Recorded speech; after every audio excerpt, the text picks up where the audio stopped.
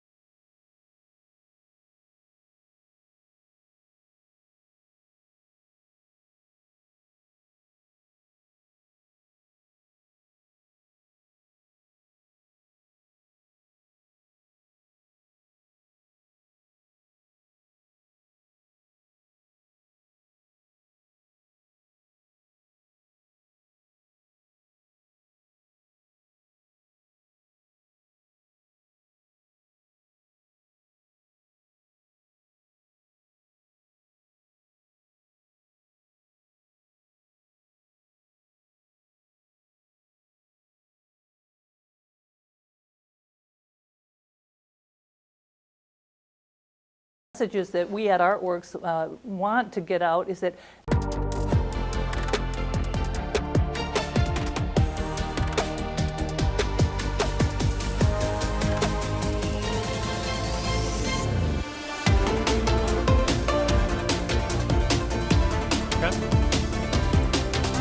We're in Detroit.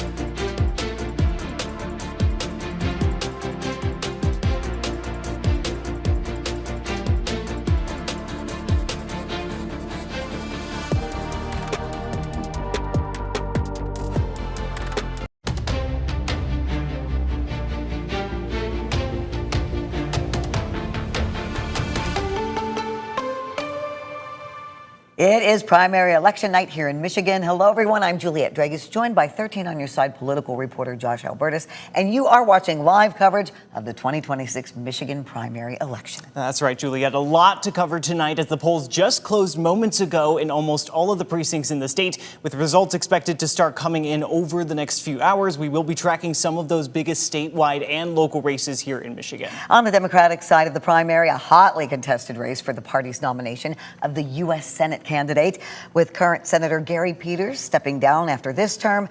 U.S. Representative Haley Stevens and former Wayne County Health Director Dr. Abdul El-Sayed are hoping to secure the Democratic nomination. Governor Gretchen Whitmer, also a Democrat, is finishing her last term in office this year. She is term limited. Secretary of State Jocelyn Benson and Genesee County Sheriff Chris Swanson are vying for that Democratic nomination to fill that soon-to-be open seat in November. And on the Republican side of the ticket, two GOP candidates are also hoping to capture their party's nomination in the race for Michigan's next governor. U.S. Representative John James and businessman Perry Johnson have competed in a heated campaign to secure that nod. We will also be watching incumbent U.S. Representative Bill Huizenga as he faces former mayor of Holland Phil Tanis in the GOP primary for Michigan's 4th congressional district. And two newcomers to politics, former TV meteorologist Terry DeBoer and businessman Ryan Cushman, are vying for the nomination in the 3rd congressional district, the winner of which will face the incumbent Democrat U.S. Representative Hillary Scholten. And those are just some of the races we will be following throughout our live coverage tonight. We have crews at 4 watch parties in the Detroit area. 13 on your side's Nick Nelson is with Dr. Abdul El-Sayed. Jordan Hatfield is with Perry Johnson.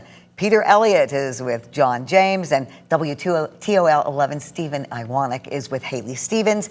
We're going to be checking in with all of them shortly. And we have a panel of experts also joining us throughout the night. Professor Emeritus of Calvin University, Dr. Doug Copeman, and CEO of Truscott Rossman, John Truscott.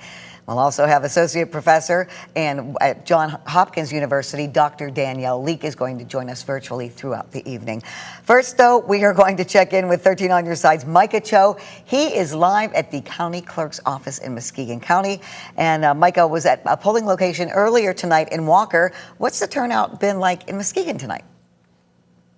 Well, Julia, it's been such a busy night. We've been literally everywhere. We've been in at 2 locations in Walker, and then we decided to pay our friends a visit up here in Muskegon County. And I have County Clerk Karen Whitehead here with us.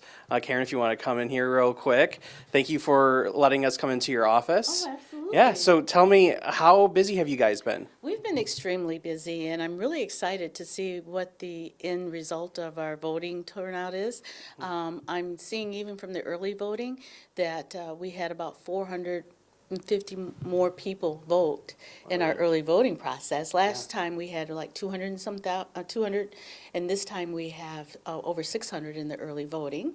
And talking with the cities and the townships, it sounds like we had a pretty good turnout. So we're really excited to see the end results. Yeah, this is something that a lot of people have been obviously preparing for, right? Now tell me, is there anything that's really different than this year than maybe previous elections? Well, the difference is every other year we do the early voting. So that consists of 9 days of early voting prior to the election. So it makes it a little bit more tedious for our clerks and our election workers. And I understand that Muskegon has kind of been on the forefront based on our president's last statement. So we're really excited. It's a good thing that he did mention Muskegon, because now we're in the forefront. A lot of people don't know where Muskegon is, but now they do. And we've had a really good turnout as far as challengers, election inspectors from both parties. So it really helps to increase the safety and security of our elections and making sure that our elections are held to the highest integrity. Now, I wanted to ask because, so people that aren't really surprised tonight during, maybe around midnight, right? So what does Muskegon County kind of do differently than other counties in the state? Well, we used to report as the results come in. But we've decided that to keep everything above board, so there's no questions about the numbers of votes that are turned in, we will report when 100% of the precincts have reported to us. They bring in their flash drives from their election totals, and then we upload them into our county system, and then everybody can see the election results. Hopefully, tonight, it won't be a very long night. We're hoping that everybody can get all of their vote totals in to us, and hopefully by midnight, maybe, we can have everything uploaded into our system. Now, you mentioned President Trump's comments from a few weeks ago.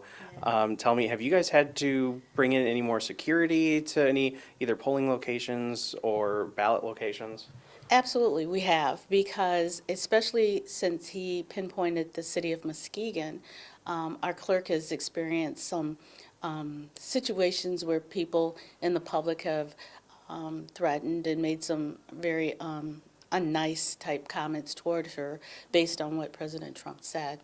And so our election workers were a little concerned about anything happening in our polls. So thankfully, our Secretary of State and our Attorney General, Dana Nessels, sent security here. So at the city of Muskegon, there was actually security there from the state, and along with other security from our local law enforcement officers. But overall, a good night for you guys? It was a very good night. I was really pleased at very little reporting of any kind of infractions, people being too close to the polls or anything like that. So it was a very good night, no incidents, and the machines, we haven't had any problems reported to us, and so I'm really happy with the results. We have a very little, the polls are closed now, so we're just now waiting for the results to be brought in to us. No, I'm assuming we're just going into, after today, right? You guys are planning for November. We will. Well, Thursday we'll begin our canvassing of this election, and our canvassers, both from the Republican and Democratic parties, will canvass the election and certify the election. And then the state will do their certification of the election. And then, we will start beginning to get ready for November. And we will have early voting again. That'll begin on October 25th and run for 9 days up until the election. Absolutely. Anything else you kind of want to add about this very busy night that you guys are having? I'm just really grateful, and I really want to encourage people. Primaries don't have the voter turnout that a general election does, but we're really hopeful that in November that our vote totals, I would love to see 60% of our registered voters come out and vote, or even more. So we're really excited about seeing how the election runs in November. Absolutely. And we're going to be staying here in Muskegon County all night, so we'll let you know a little bit later on throughout the night how everything's going here. For now, Josh, I'll send it back to you. Studio in Muskegon, Micah Cho for 13 on your side. Thank you, Micah. Well, it's no secret that we here in Michigan are under the national spotlight, but really, why is that? Well, we are really at a crossroads of a number of different statewide and local races that are going to have huge consequences one way or another, some on the national scale. Let's go first to the race for our open U.S. Senate seat. It's one of just a handful that are expected to determine control of the Senate for Democrats or Republicans. That in and of itself is a huge draw for local and national eyes, but the primaries happening tonight just add to that interest. Congressman Mike Rogers will be the only name in the Republican primary, but for Democrats, the fight between Congresswoman Haley Stevens, often viewed as the more moderate persona in this race, and former Wayne County health official Dr. Abdul El-Sayed, often seen as the more progressive candidate, is seen as sort of this embodiment of the larger national fight over the direction and identity of the Democratic Party, as we've seen sort of a wave of anti-establishment sentiment wash over places like New York and Colorado. We'll have to see how we may factor into that saga. Then you turn to another big statewide race for the governor's seat. Democratic Governor Gretchen Whitmer cannot run again under term limits. For Democrats, polls have shown Secretary of State Jocelyn Benson with large double-digit leads over Genesee County Sheriff Chris Swanson. On the Republican side, a lot more close, it seemed. Congressman John James has been hoping that the endorsement of President Donald Trump, among other factors, will propel him to a win. Meanwhile, businessman Perry Johnson Nelson is hoping momentum and in-state support will tip the race in his favor. And let's not forget, our entire state legislature and all 13 of our U.S. House seats will be up in November. So there are more areas and races that we're going to be watching, and we'll be digging into those throughout the next few hours. But we also have reporters on the ground at campaign stops throughout the night. First, we want to go live to 13 on your side's Nick Nelson. He is following the Abdul El-Sayed campaign in Detroit tonight. Nick, what are you seeing on the ground? Yeah, Josh, just in about the last 15 minutes, quite a sizable crowd filed in to the Majestic Theater here in Detroit at Abdul El-Sayed's watch party. As a matter of fact, just moments ago, we heard a cheer, a very large cheer, come up from the crowd. They're watching TV coverage, and with a very small number of votes already in, Abdul El-Sayed is leading currently in that vote count. Now, I want to give you a look at kind of the crowd that's built up here. You can see a bunch of people, hundreds of people that have gathered here for the watch party for Abdul El-Sayed, who is the former Wayne County Health Director. He had previously run for the Democratic nomination for governor in 2018, ultimately losing that race to Governor Gretchen Whitmer. He's widely seen as the more progressive candidate, as you said, backed by the likes of Senator Bernie Sanders and Representative Alexandria Ocasio-Cortez. As a matter of fact, there were monitors here. He was at a campaign event earlier this afternoon in Dearborn with Ilhan Omar, Minnesota representative. Now, recent polling has shown El-Sayed could be the favorite to win tonight. Polls consistently showing here in the last few weeks about a more than 10-point gap against challenger Haley Stevens. Some of the issues he's campaigned on include Medicare for All and getting corporate PAC money out of politics. Now, as I said, we are monitoring some of these very initial election results that do show El-Sayed in front. As of right now, there's still plenty of vote to come across the state. We will keep an eye on what's going on here. As you can see, there are plenty of supporters. We're looking to speak to some of them as those results continue to come in. We'll send it back to you, but for now, reporting live, Nick Nelson, 13 on your side. Now to Abdul El-Sayed's opponent in this Democratic primary, and that is Haley Stevens, Democrat, running for U.S. Senate to fill Gary Peters' seat. We want to go live now to reporter Steve Iwanek, who is at Haley Stevens' watch party in Detroit. Steve?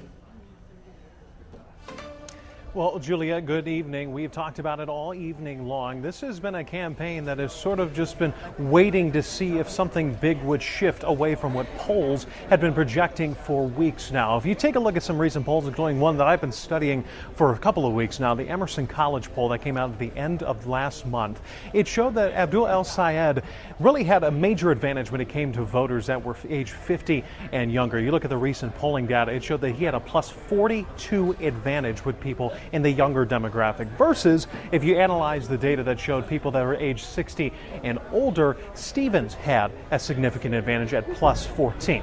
Now, you might be asking yourself, why is that the case? Well, really, it comes down to the whole ideological shift that could be seen here in this race tonight if Abdul El-Sayed is indeed declared a winner later this evening. It is traditional establishment-backed Democrat support that Haley Stevens has seen versus the progressive backing that we've seen for Abdul El-Sayed.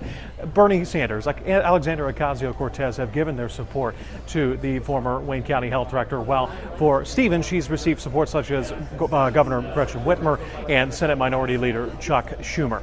Now, a big topic that came up on the campaign trail between the two candidates, it really was AIPAC, or if anybody doesn't know what that is, it's the American Israel Public Affairs Committee. The Associated Press earlier today put out a report that Stevens' campaign has received around $30 million in backing for that campaign. It is a pro-Israel group, and in fact, it is the largest single ever investment in a single race, just to show that significance of what that means for a campaign. But it comes at a time, of course, when in global conflict, the Iran war has dominated the headlines and news coverage, and also for elections and campaign talking points. And Abdul El-Sayed has made it clear that he is against some of the actions that have been going on in the Middle East. He has called what's been happening in Gaza a genocide, and that really has spurred what has been seen as a massive wave of young people that have come out out to the voting booths. So about an 89% increase from the presidential primary 2 years ago for in-person early voting in the state of Michigan. So he's been rallying up a lot of support, and for the Stevens campaign, they've just had to sit back and wait and see if their typical suburban voters, union households, would come out in maybe about the same amount of way. So I'm curious to see as we go into the night and the numbers start piling in here, as we're only about 15 minutes since polls have closed. What do the numbers look like? Does Stevens stay close with Abdul El-Sayed, or will it be a pull away? Because as a lot of the recent polls have shown, El-Sayed has quite a big lead in the early polling compared to Haley Stevens. So we'll see what the camp says later today. But for now, here in Detroit, Steve Iwanek, back to you, Juliet. Steve, thank you. Let's turn now to the governor's race here in Michigan and the Republican primary. John James and Perry Johnson running to get that nomination for November. 13 on your sides, Peter Elliott is with the John James Watch Party in Sterling Heights. He joins us now with an update from there. Peter? Hey, Juliet, good evening. Doors have opened here at the Watch Party for John James's campaign here at 7:30. So a steady crowd has already started to trickle in. We'll show you the assembly here. This is the headquarters of a trade association in Sterling Heights. You can feel certainly a more buoyant energy here. The polls, of course, have closed, but the advanced polls released a few days before have John James ahead of challenger Perry Johnson, pretty well ahead. Both candidates still hosting their watch parties in the greater Detroit area here. This is James's congressional district, so this should be a stronghold for him where he can really rack up the votes here. His district, the 10th, kind of encompasses both Macomb and Oakland counties. James is giving up his seat to someone else, and he is running for governor here. This is his third try at statewide office. He has run unsuccessfully in the past for U.S. Senate in 2018 and 2020. This time around, running for governor in a challenging year for Republicans. A lot of people expecting Democrats to outperform, given the approval rating of President Trump hovering somewhere in the 30s. But both of these candidates haven't shown that they care much about the approval ratings of President Trump. Everywhere you look here, you will see President Trump's face. He is, John James, proudly endorsed by President Trump. We have seen signs and images of him with President Trump on these signs behind us. You can see it on shirts as well. That is a major thing that he is running on. And of course, he has the endorsement. That's a big thing for candidates. If you don't have President Trump's endorsement, we have seen a lot of candidates around the country really flop when it comes to their electoral prospects. We have not seen the candidate just yet, John James, no sign of him, but plenty of other people rolling in here at this hour. You can, the polls, however, of course, looking really good for John James, given a solid lead. Perry Johnson has bankrolled much of his campaign to the tune of around $30 million or so, but that really has not hurt John James's prospects. He has, of course, a higher name recognition and, of course, those 2 terms in Congress that he is just coming off of. We will see what happens here tonight. You can also feel a lot of focus here tonight is on that U.S. Senate primary. So, of course, people are focusing and trying to celebrate John James here, but the cable news that is playing here is all they are talking about is the U.S. Senate race between Abdul El-Sayed and Haley Stevens. We'll see what happens there. A lot of supporters for the U.S. Senate Republican candidate Mike Rogers as well. We've seen polos and shirts for him as well. The polls, again, for James look good. He spoke with 13 on your side earlier this week saying he's not looking at the polls. He doesn't care so much about them when he was in Hudsonville. He's focused on what the actual voters have to say. They have just closed at this hour, so we'll have to see what the early returns say so far for this race. That's all so far for now here from his watch party in Sterling Heights. We'll have more updates throughout our streaming show this evening. Reporting live in the east side of Detroit, I'm Peter Elliott, 13 on your side. Thank you, Peter. John James' opponent in this Republican primary is Perry Johnson, businessman. 13 on your side's Jordan Hatfield is with that campaign watch party live in Troy with an update. Yes, Juliet, we are here at the San Marino Club where the room is filling up right now with supporters of Perry Johnson. Now, it is kind of a contrast, as Peter was saying. There's a lot of pictures of John James with Trump there at their venue. No pictures of Perry Johnson with Trump here, but a lot of his campaign signs. In fact, I've only seen one MAGA hat here, and I think Perry Johnson's really trying to highlight the fact that he is the outsider candidate, much like how Trump was himself. He is a businessman. He's not an established politician at this point, and he is hoping that platform helps rally sort of a grassroots movement around him by drawing also independents as well as other Republicans. One of his main campaign platforms is the mega audit of the state. He also wants to cut the state income tax, putting up $4,744 $47 back into Michiganders' pockets. Another stance that he has made very firm here, he's also against data centers in the sense that he is advocating for a moratorium on data center development here in the state of Michigan. Now, we're here at Johnson's watch party, what he calls his victory party right now. He might be trailing in the polls behind John James, but he is still very optimistic that his independent movement as well as his outsider movement is going to carry him across the finish line. Now, we have not seen Perry Johnson at the event just yet. He has not spoken. We did catch up with him before around 5 o'clock, but we are unclear as to when he will be speaking here tonight at the San Marino Club. But we'll keep it locked here and be tracking the results and get them to you as soon as possible. For now, live in Troy, Jordan Hatfield, 13 on your side.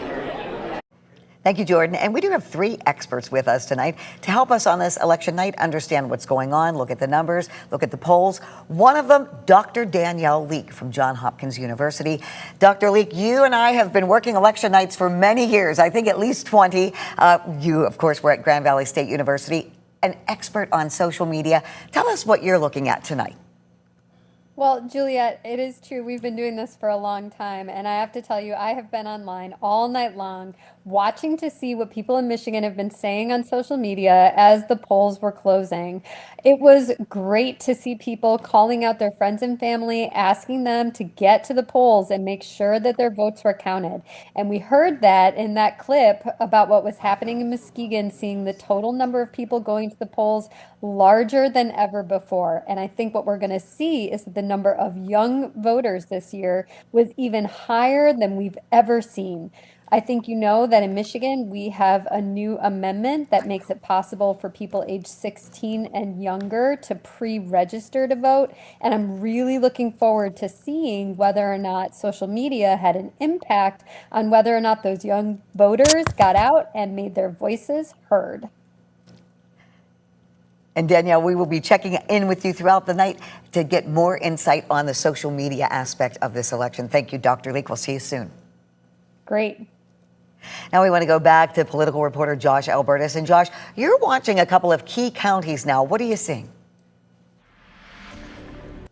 Yeah, there are absolutely a few counties that really are key or seem to be key from historical precedents going into tonight, especially for those 2 big races, the Democratic nomination for U.S. Senate as well as the GOP nomination for governor. When we go to the Democratic Senate candidates, we are really watching counties both on the West Coast as well as the East Coast. We are seeing things like Muskegon County. That is one that I am watching very closely in particular. You know, a lot of people are talking about how this may be sort of a referendum on President Donald Trump and his administration, whether or not voters here accept the direction that he is taking this country at the moment. Muskegon County on the presidential level had gotten smaller and smaller. It had been sort of a Democratic haven on the West Coast for a while through the 21st century. For many elections, Democrats had won their county-wide when it came to the presidential election, but it got smaller and smaller of a margin until 2 years ago, President Donald Trump overtook Kamala Harris, and that was the first time in the 21st century that Muskegon went red for a presidential election. So I'm really taking a look at Muskegon County in particular because, you know, it really seems to be shaping up to be a bellwether in West Michigan. To be plainly honest with you, Juliet, when we take a look at Muskegon County and what it may signal, what the last results are signaling to us is that this is really a bellwether that every single vote for Democratic candidates you want to get out in Muskegon County. So if you win statewide as a Democratic candidate, but really tank in Muskegon County, that's a signal that you may have a lot of work to do when it comes to getting people out in a core base in what has really become a bellwether county. But that's not the only one. We are, of course, still watching Kent County. That's sort of transitioned in the last decade or so. You know, it really was a Republican fortress for many years in West Michigan. It has slowly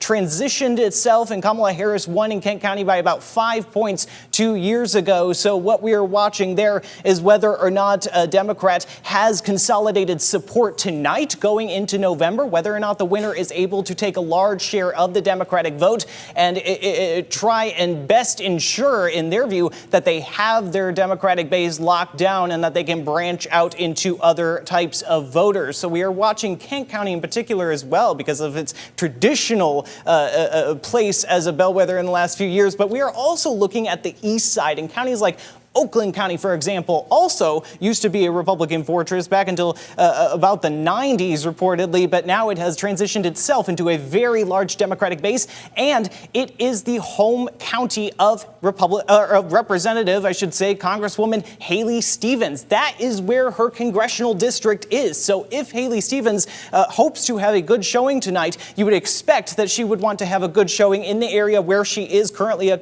incumbent Congresswoman. But that's not the only one on the east side. We also see Wayne County, for example. For those not familiar, that is where Detroit is. It is really the bread and butter county of Democratic hopes in the state for any statewide election. It's not usually a question of whether Democrats will win Wayne County, but by how much, and can that offset some of the other areas in the state where Republicans tend to do much better? Will the winning Democrat tonight be able to consolidate support in a place like Wayne County, or will it be split? Will they have work to do there as well? And then really the fifth one that I'm watching, Washtenaw County. Home to U of M, home to U of M at Ann Arbor, a large young voter base where we have seen in the polls Abdul El-Sayed certainly tends to fare better than Congresswoman Stevens. If that, like Oakland County, we would expect Congresswoman Haley Stevens to do well. If Abdul El-Sayed would want to have a good showing tonight, he would want to do well in a place like Washtenaw County, whereas at the same time, 2 years ago, you look at the Democratic primary for president, there was a large groundswell in Washtenaw County for that uncommitted vote that was not voting for President Joe Biden in protest, in particular, of policies towards the conflict in Israel and Gaza, where foreign policy points seem to line up with a lot of the El-Sayed campaign. So is he going to do well in Washtenaw County, where it's not necessarily as populous as a place like Wayne County or Oakland County in terms of regular voters, but percentage-wise, is he going to be able to consolidate support there? He would want to do so if he wants to have a good showing tonight amongst his base. But that's not the only one we are watching as well. After we get past these results in Muskegon County, in the governor's race, in the Republican governor's race, many of these counties align with what I was really talking about already. Muskegon County, obviously, that bellwether, as I was talking about. Will Republicans similarly, will the winning Republican be able to consolidate support amongst their base there, or will they have work to do? Same thing in Kent County, as Republicans are really trying to, or in many senses, retake Kent County from many of the recent election cycles that we have seen where it has trended Democratic. It is still a very populous base. Grand Rapids, obviously the second largest city in the state. Are they going to be able to consolidate support? They are going to want to, they are going to look to chip away if they can at a place like Wayne County. Do they have consolidated support there, or will there be work to do? Oakland County, Macomb County is the one that I switched because Macomb County is the homestead of Republican John James. His congressional district is based in Macomb County. Just like we would expect Congresswoman Stevens, if she wanted to have a good showing, she would do well in a place like Oakland County, but in Macomb County, that was where you would expect Congressman James to do well if he would like to have a good showing statewide as well. So those are some of the counties that we're watching, and we're really going to get further into some of those results, especially in Muskegon County, why it is such a bellwether. This is kind of just a preview I'm giving you right now, but we're really going to get into those numbers later in this stream and kind of explore those and what they may tell us. But for now, we're going to go over to Juliet, who will be speaking with one of our guests to get some expert insight. Juliet.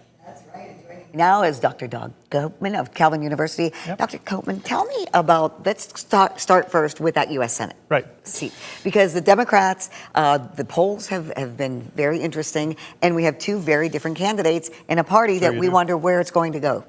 Yeah, the thing that comes back to me is 10 years ago in the Republican Party when you had a candidate, Donald Trump, running against his own establishment as much as against the person in the other party, right? And you sort of feel that with El-Sayed, that he is running against the Democratic establishment as much as he wants to run against the Republican in November. And it'll be interesting to see, and Josh made a good point about these different counties. Now, I would say the Western Michigan County, Muskegon, they tend to be more labor union Democrats and more conservative or moderate or traditional Democrats. You'd expect Haley Stevens to do better. But if there's a way for El-Sayed, how much does it go back all the way to Kent County and to Muskegon County too?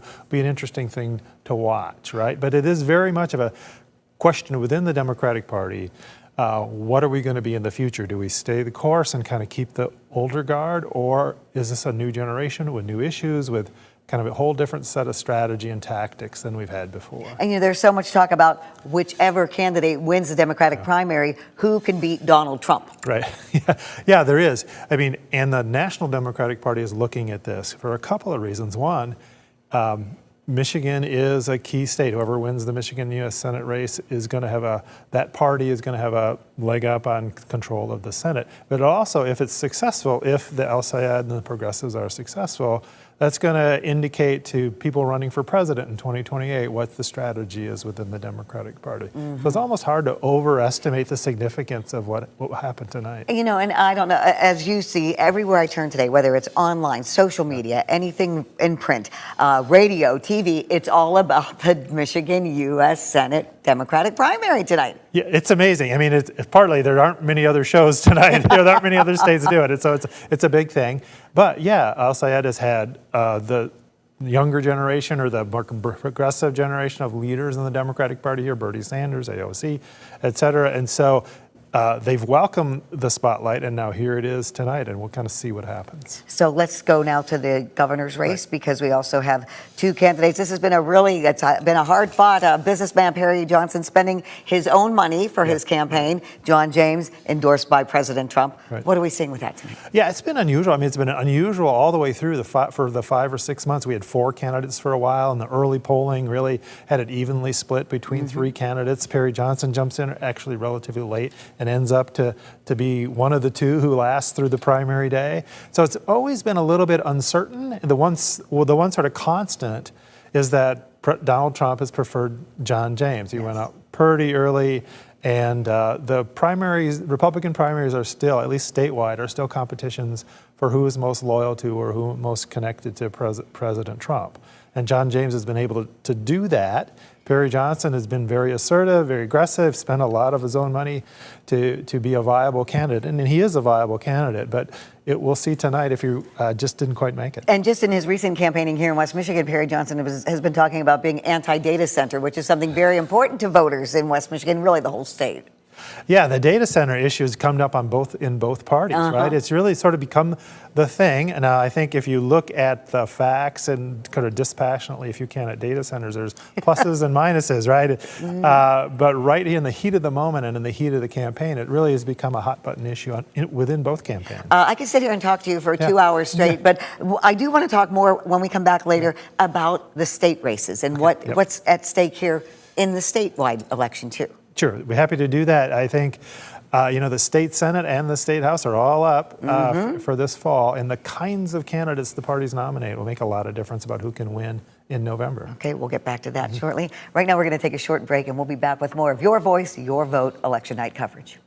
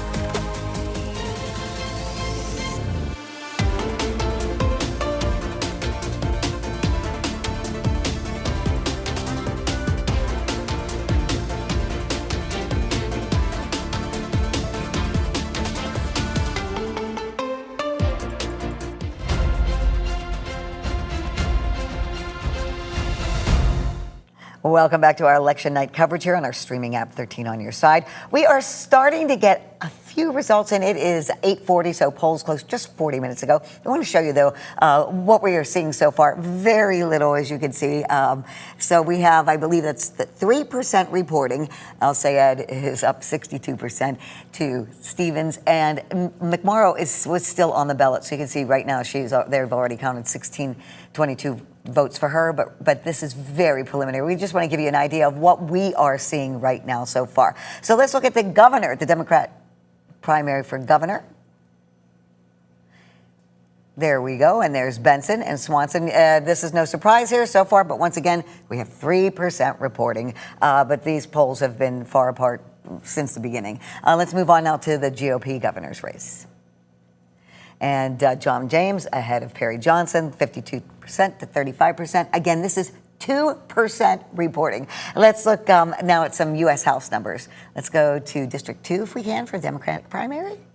And you can see Jamie Hill is so far with 1% of the votes counted. But we want you to know that this is what we are seeing. We're showing you. And then there we go there with, those are the wrong pictures, but DeBoer and Cushman. And here's the U.S. House District 7, and William Lawrence is ahead right now. This has 10% of the votes counted so far. If we have any other numbers to show, if you guys will, my producers will show us that. Okay, so this is what we have so far for now, but as soon as we get more numbers, we will continue to update them so you can see what we are seeing. In the meantime, we have another expert we want to hear from on this election night. Political reporter Josh Albertus joins us now with John Truscott. Josh? Thanks, Julia. As you mentioned, yes, I am joined by John Truscott, CEO of Truscott Rossman, a PR public relations firm. Thank you for taking time. We appreciate it very much. A large theme in a lot of what we're talking about tonight, we've mentioned it several times already, is this sort of back and forth between establishment and anti-establishment, that big wave coming that's been around there. Where did that really come from? I mean, what's your take on the groundswell of this anti-establishment efforts? There is a frustration and anger among the voters that we haven't seen anything quite like this in quite a long time. Part of it's societal, part of it's just things going on across the country. It's the cost of goods, it's cost of gas, although I saw it down the street here on the way in at $3.70, so that's going the right direction. But people are just frustrated, and they're taking it out on their elected leaders, and they're saying, show me more, do better, and you have to give me a reason to support you.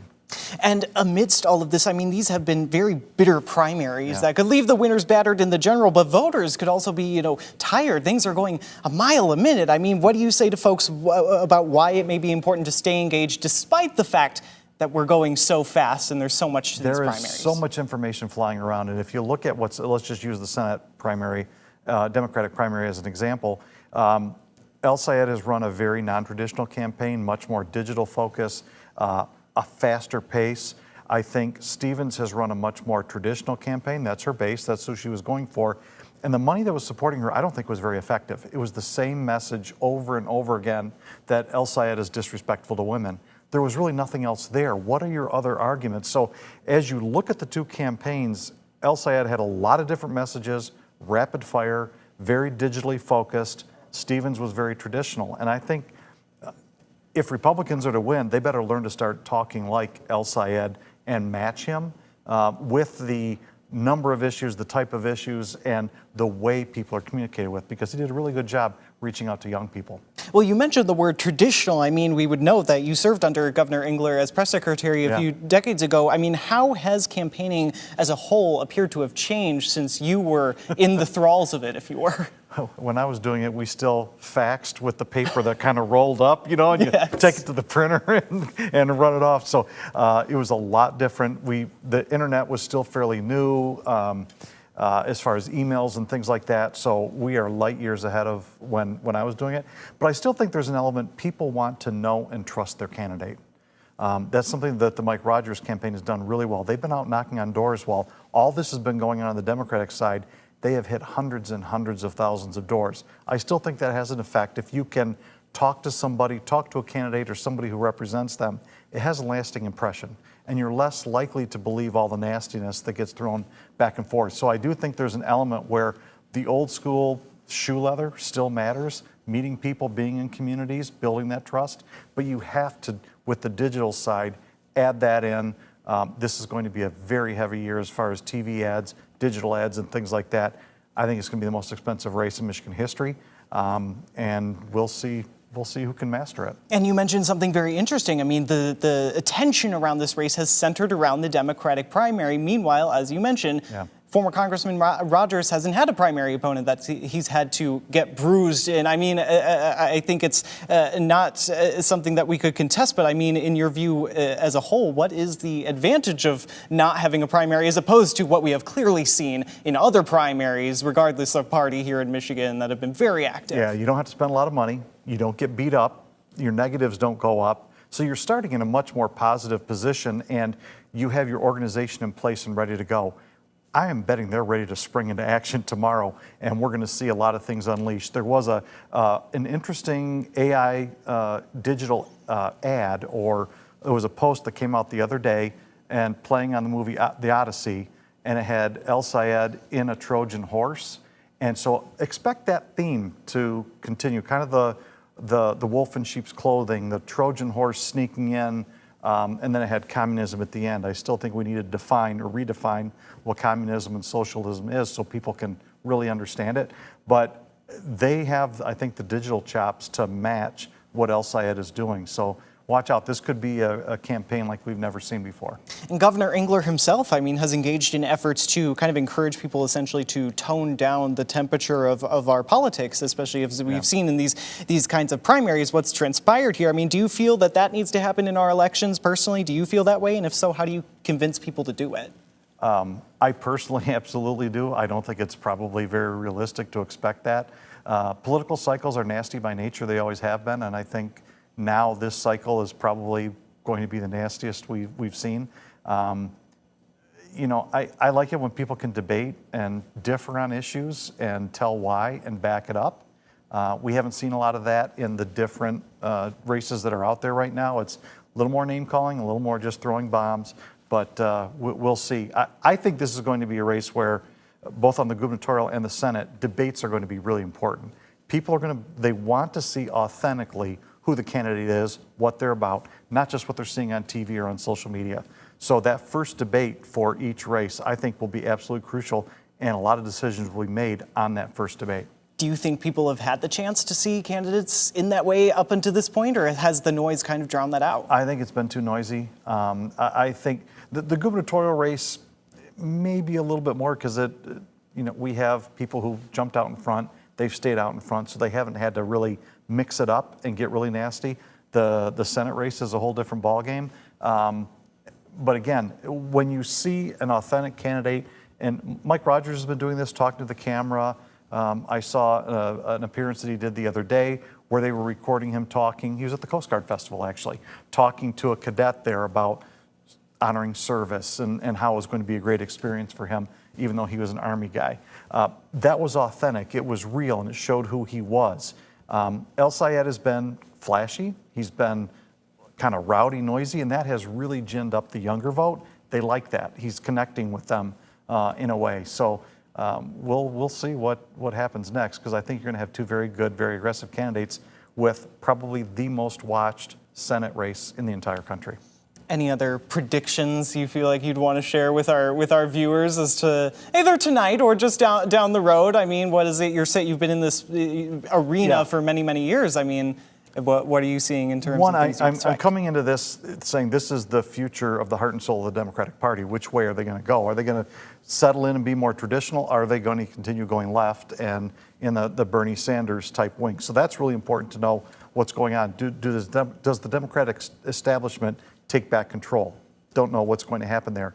And so that's why this is so important, because it really is the future of the country and the way we're going. It's who controls the U.S. Senate. One interesting thing is there's a dissatisfaction with Trump at a certain level that you would say in a midterm election, the Democrats sweep everything. There might be enough people afraid of what El Sayed will bring that they actually take a look at staying home or going for Republicans or crossing over back and forth. Michigan's a big crossover type state. Not as many straight party ticket voters as in other states. We tend to just say, hey, we're going to vote for the person. So do people take a new look because of what's going on at the Democratic Party? That'll be a key thing to watch. Gotcha. John Truscott, thank you very much. Appreciate your time very much.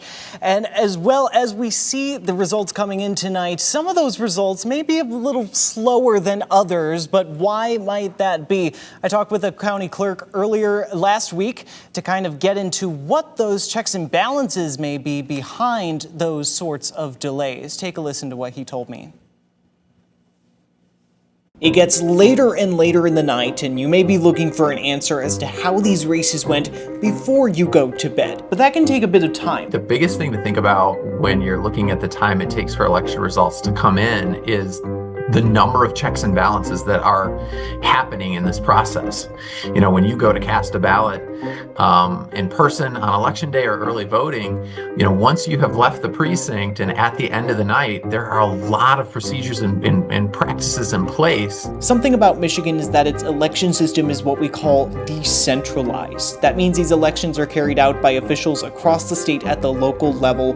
They're all handling their own areas. That includes over 1,600 local and county clerks who are handling elections at the local levels, including like the one I spoke to this past week. We have to go through those steps to ensure the accuracy of this process before we ever get to the results reporting. So we're emphasizing both, but obviously in a battle of speed over accuracy, accuracy is going to win. You'll remember back in 2020, initial results in some cases were delayed for very long times in states that had huge mail-in ballot numbers during the COVID-19 pandemic. Clerks in Michigan can pre-process absentee ballots starting a certain amount of time ahead of Election Day, depending on how big the jurisdiction is. They're verifying the signature has been verified. They're looking at the ballot numbers and verifying all that information. They're verifying the count of voters, and they are processing them through the voting machine, but they're not tabulating those results until the end of election night at 8 p.m. But in any case, there is quite a bit to do before those results can get reported. When voters vote by absentee ballot, there's a number of checks that go into the process that look a little bit different than when a voter is standing in front of an election worker and gets issued a ballot. There's actually more steps involved. They're ensuring that the signature area was verified. They're ensuring that the ballot number that's on the envelope, the absentee ballot envelope, matches the physical ballot in custody. And you know, they're taking the ballots out of that envelope, and there's a process that they do that to guard the voter's privacy and make sure that the same workers who are verifying ballot information on the front with the voter's name actually don't see the completely voted ballot. So even if the results are taking time and something like mail-in ballots may be taking longer with perhaps different voting trends than in-person numbers that could get reported first, remember that the process takes time, and there's always a possibility that we won't have all the unofficial numbers or projected winners by the end of the night. Josh Albertus, 13 on your side. It is 8:53, and the results are coming in right now, slowly but surely. We want to go to the John James Watch Party, where anticipation is building. 13 on your side, Peter Elliott is in Sterling Heights to tell us what's going on there, Peter. Hello, Juliet. Anticipation certainly building in this room, filling up here in Sterling Heights. A much larger crowd since we last spoke with you earlier this hour. More people filling in. Rockstar by Nickelback playing. They hope John James is the rock star of this evening, beating Perry Johnson. Take a look out here at this crowd in Sterling Heights. I want to talk about something, Juliet, that you and Professor Koopman discussed earlier this hour about data centers. One of the most contentious issues across Michigan and the country. One of the rare bipartisan issues, too. A Gallup poll has found that 70% of all Americans disapprove of a large-scale data center being built near them. That is true for both Republicans and Democrats. Truly one of the rare issues. The two Republicans in this race have both been skeptical of data centers, but they've taken slightly different tacks in doing so. James has called for guardrails before data centers are built, saying he wants to have a plan before communities have a plan and make sure that communities are protected when it comes to pollution, electricity rates, and water usage. Perry Johnson, on the other hand, has called for a flat-out one-year moratorium on data center development. We have seen those in a number of communities in West Michigan. Perry Johnson also expressing concerns about power and infrastructure usage as well. We have seen Governor Gretchen Whitmer take a different tact while she is currently in office, unveiling a plan for what she calls a plan that would protect residents from higher electric bills if a data center would be rolled out in their community. Back in June, she spoke at a major groundbreaking for an Oracle OpenAI data center in Saline Township. And their opponent here, the presumptive likely Democratic nominee here in the governor's race, Jocelyn Benson, has also rolled out a similar sort of plan that would put up guardrails if a data center were to be built. But she has also faced significant scrutiny from her opponents, both on the Democratic side and Republican side, for perceived conflicts of interest. Her husband works for a company that was working to bring that data center to Saline Township. Her husband has since moved on to a different role in that company, but a lot of different approaches here to this data center debate that we have been covering so closely here on 13 on Your Side. President Trump, of course, at the executive level as well, has pushed out a number of executive orders related to data center development. He certainly has been very pro. So big fissures both on the Democratic and Republican sides related to data centers. We just told you last night about these developments in Lowell related to the data center there. We'll see what happens here, but certainly the governor, whoever takes office in Lansing, will have a major role in what happens with data centers coming whenever they take office. Reporting live here from the John James Watch Party in Sterling Heights, I'm Peter Elliott, 13 on Your Side. Yes, Peter, you are right. Data centers definitely a big topic here in Michigan. We want to take you now to Detroit to another watch party. 13 on Your Side's Nick Nelson is with the Dr. Abdul El-Sayed party. And how's it there, Nick?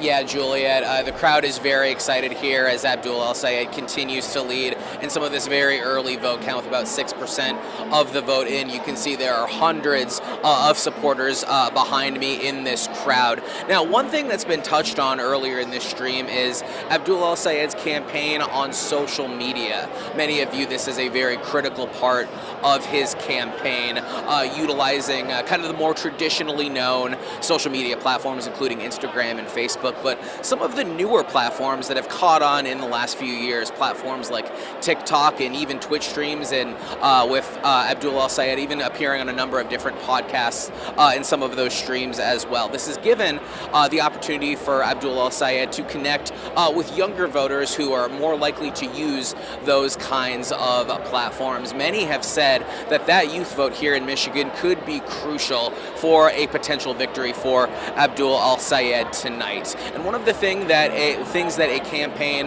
that utilizes social media can do is reach beyond the bounds of Michigan in a state that's already been so closely watched by national eyes, many viewing it as very important for Democrats to take control of the Senate. We spoke moments ago with a woman and her granddaughter from Maryland who decided, based on hearing Abdul El-Sayed through social media, that they wanted to come campaign for him in Michigan and attend tonight's watch party. Here's what she had to say about the importance of this race.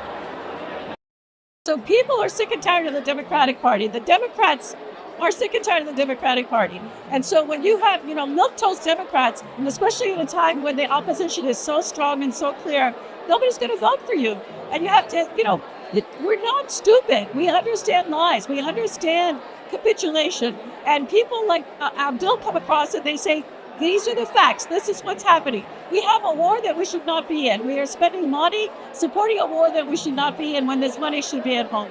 We are basically pawns of Israeli foreign policy. And all of those things are important. And what we have, mainstream Democrats who are scared of talking in that way, they're not going to get people excited about voting for them. And that's really matters. And you could hear there kind of what a lot of supporters here at the Abdul El-Sayed camp have been saying, kind of that anti-establishment mood that a lot of Democrats are feeling, not only in Michigan, but nationwide.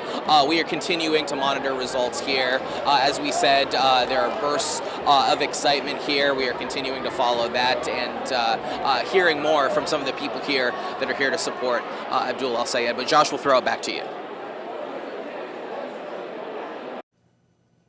Thank you, Nick. At the Abdul El-Sayed campaign in Detroit, we want to turn now to another one of our experts tonight. Dr. Danielle Leak is with Johns Hopkins University. She is a social media expert. Danielle, if you can hear me, how are you doing tonight? Doing great. Thanks for having me. Thank you for being here. Appreciate it very much. And I wanted to ask you a pretty specific question because we just heard from Nick at the El Sayed campaign. Obviously, the El Sayed campaign has been very active. It's tried to be on social media, but there's been a conversation whether or not social media engagement equates to engagement at the polls. So I wanted to ask you, what do we know, if anything, about what causes social media engagement to translate into voter engagement at the polls, and what doesn't make that connection? Well, that's a great question. Well, we know that when the social media content is more partisan, that type of content is more likely to translate to voter turnout. So that was a study that was done by Harvard University. The most recent version of that research is from 2024. I expect that will be true again this year. And we can see that with the enthusiasm and the high sense of excitement that we're watching already this year. And we definitely see that with the type of content that the candidates are trying to produce and are producing well. So Al Sayed is a really good example of a candidate who has done that well and has done that even by taking down some of the more partisan content that was up prior to this campaign. So I know that you've reported before on how some of his more controversial comments from 2020, well, the campaign made sure to take down some of that content. Even though it was engaging, it wasn't going to produce the kind of voter turnout that they were looking for. So the more exciting and partisan your content is, the more likely it is to drive turnout at the polls. So we'll see if that works this year at the end of the night. So, I mean, what would you say is the give and take of using a lot of social media, both the potential positives and potential negatives of using social media a lot in an electoral campaign, especially ones that are so highly watched as they are here in Michigan? What are the pros and the cons, really, in general?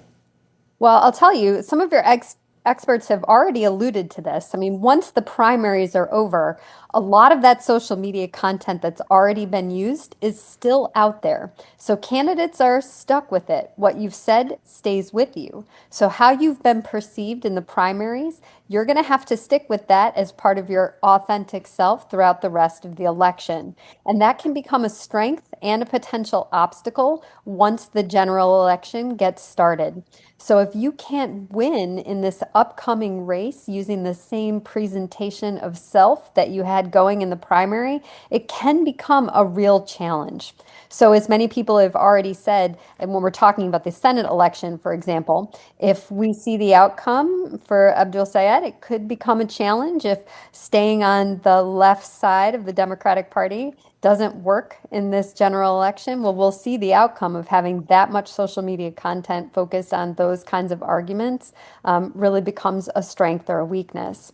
The same thing is true if you don't have that social media content out there. Trying to pivot and become a real strong supporter of a particular position, if you haven't been speaking out like that prior to a change in the race, well, it can become difficult to claim that you've always felt that way if you don't have a record showcasing that in the past. So social media is now the new way to establish what you believed before and what you're going to believe after certain times in an election. And that last comment kind of leads into my next question, but as Juliet alluded to, you're a very familiar voice here at 13 on Your Side on this topic. So I would also ask you, I mean, how has the social media scene and its impact on elections as a whole, how has that changed since we really started tracking this, since the advent of social media?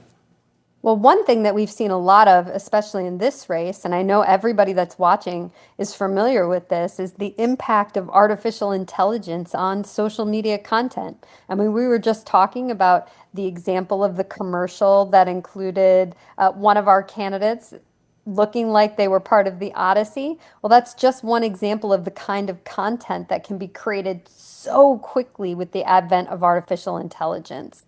So it's not just the fact that we can create content fast and content that looks really real and really good, but it means there's so much more potential for disinformation. And that's not just in advertising. It's even those of us who are voters who are seeking information and trying to find out where to go to the polls, how to go to the polls, who's winning the election. AI just creates so much more information so quickly. It can be hard for us to decipher what's truth and fact from what's fiction. And that has changed really, really rapidly from where we started with social media races back in the early 2000s. So we have a lot to watch out for as voters and citizens who are trying to make decisions about who the right candidate is for us. We're going to have to keep an eye out for that later this fall. Yeah, absolutely. So kind of expand on that if you would. I mean, what would you say to voters about the importance of being aware and, to the best of their ability, being able to distinguish the fake from the real, despite the fact that it's just everywhere these days? Well, first and foremost, I think it's important for all of us to remember we're only human. And that means that all of us can make mistakes. So it's important for us to take an extra second to check things that are important to us. It's okay to be wrong, but it's not okay to not check the information that we have in front of us. It's a second check only takes 30 seconds, and that second check can make the difference between what we think to be true and what we know to be right. The second thing is to make sure that we have in our heads what are good sources of information. That's why it's important to have an organization like WZZM, a legitimate local news source that we can use as a verifiable source. We can always go to our local news or to a national news service to double check something and to really trust our gut. If something sounds too good to be true, it probably is. It's okay to wait to make a decision until we've had a chance to check what we think is real. Dr. Danielle Leake with Johns Hopkins University. Thank you so much, Doctor. Really appreciate your time tonight. For now, we want to take a quick break, but we're going to be right back in a moment with more live updates from the campaign trail, results as they come in, and expert analysis. You won't want to miss it. Stick with us.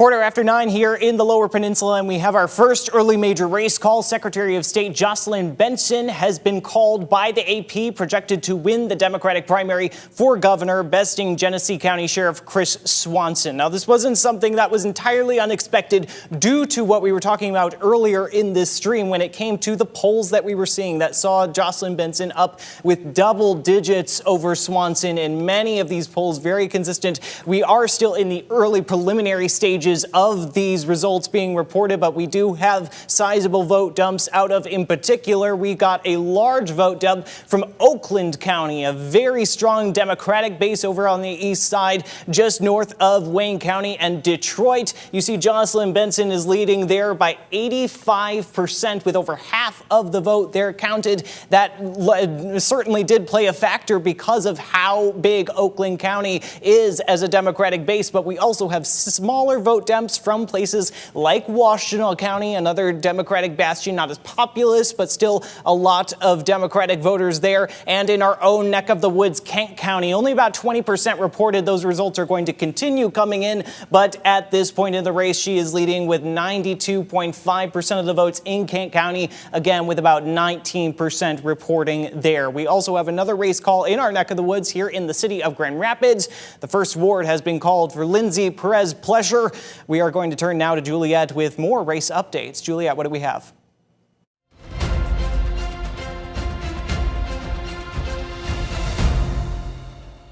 It is 9:17. Polls have been closed for an hour and 17 minutes, and we are getting some more results in. So let's start with the U.S. Senate race and the Democratic primary. And, well, that's still the first word. We're going to get to the next one. That is Lindsay Perez Pleasure. As you saw, that is Ward 1, Grand Rapids City Commission. That is 100%. She has been called as the winner. Now let's move on to our other results, if we can. We'd like to start with the U.S. Senate. There we go. And right now, El Sayed is ahead of Stevens, 53% to 44%. This is with 18% of the votes counted. Let's move on now to the GOP gubernatorial race. And there you see John James is taking a 51% to 36% lead over Perry Johnson. That is 12% of the precincts reporting. Now let's go to the U.S. House. And this is the 2nd district. And you can see here Ben Ambrose, 48%, Jamie Hill, 38%. That's only with 3% of the votes counted. And then let's look at District 3, the Republican race. And Terry DeBoer, meteorologist in Grand Rapids, former retired now, over Ryan Cushman, 78% to 22%. And that is with 4% of the precincts counted. And we want to go now to Haley Stevens' watch party. Steve Iwanek is there live, and he's going to join us now with an update on whether or not you have seen Haley Stevens yet. Steve? Well, to answer that first question, no, we have not seen or heard yet from Haley Stevens. However, at the hotel that we're having this watch party at, as we continue to get those results in for you, you can see a lot of her supporters outside. They're kind of gathered around near a cocktail bar, charcuterie board, and there seems to be a pretty decent energy that's inside the main lobby areas of where we are at tonight. However, when you look at those numbers so far, early going, nearly 20% of the vote is in so far from the Associated Press, and it does show that Haley Stevens' opponent, Abdul El Sayed, with a near 9% lead over her as those votes continue to come in. But this is what I wanted to talk about. So, of course, I'm not from the Grand Rapids area. I'm from Toledo, down there with WTOL across the border. And I know for Toledoans and Ohioans, we don't have a dog in this particular fight. But I did have a conversation yesterday with a political science professor at the University of Toledo, Dr. Sam Nelson. And we and I just talked about what the implications of this outcome could be if Sayed were to be the winner after tonight. And we talked about not just what it means for November this year, when it would be Mike Rogers and him if that scenario would play out, but what this means for 2028 and what this means for the Democratic Party as a whole. The ideological shift that we could see happen here today. It has been very proven so through at least early polling that a lot of Democrats in Michigan, a key battleground state for anybody that hasn't been paying attention to politics in the last few years, this is a big state for who decides big races in this country. A lot lot of the Democrats in this state and really across the nation have been seeking a new blue flavor, as I'll kind of describe it. They're tired, seemingly, of the establishment of the traditional Democratic way of campaigning and operating.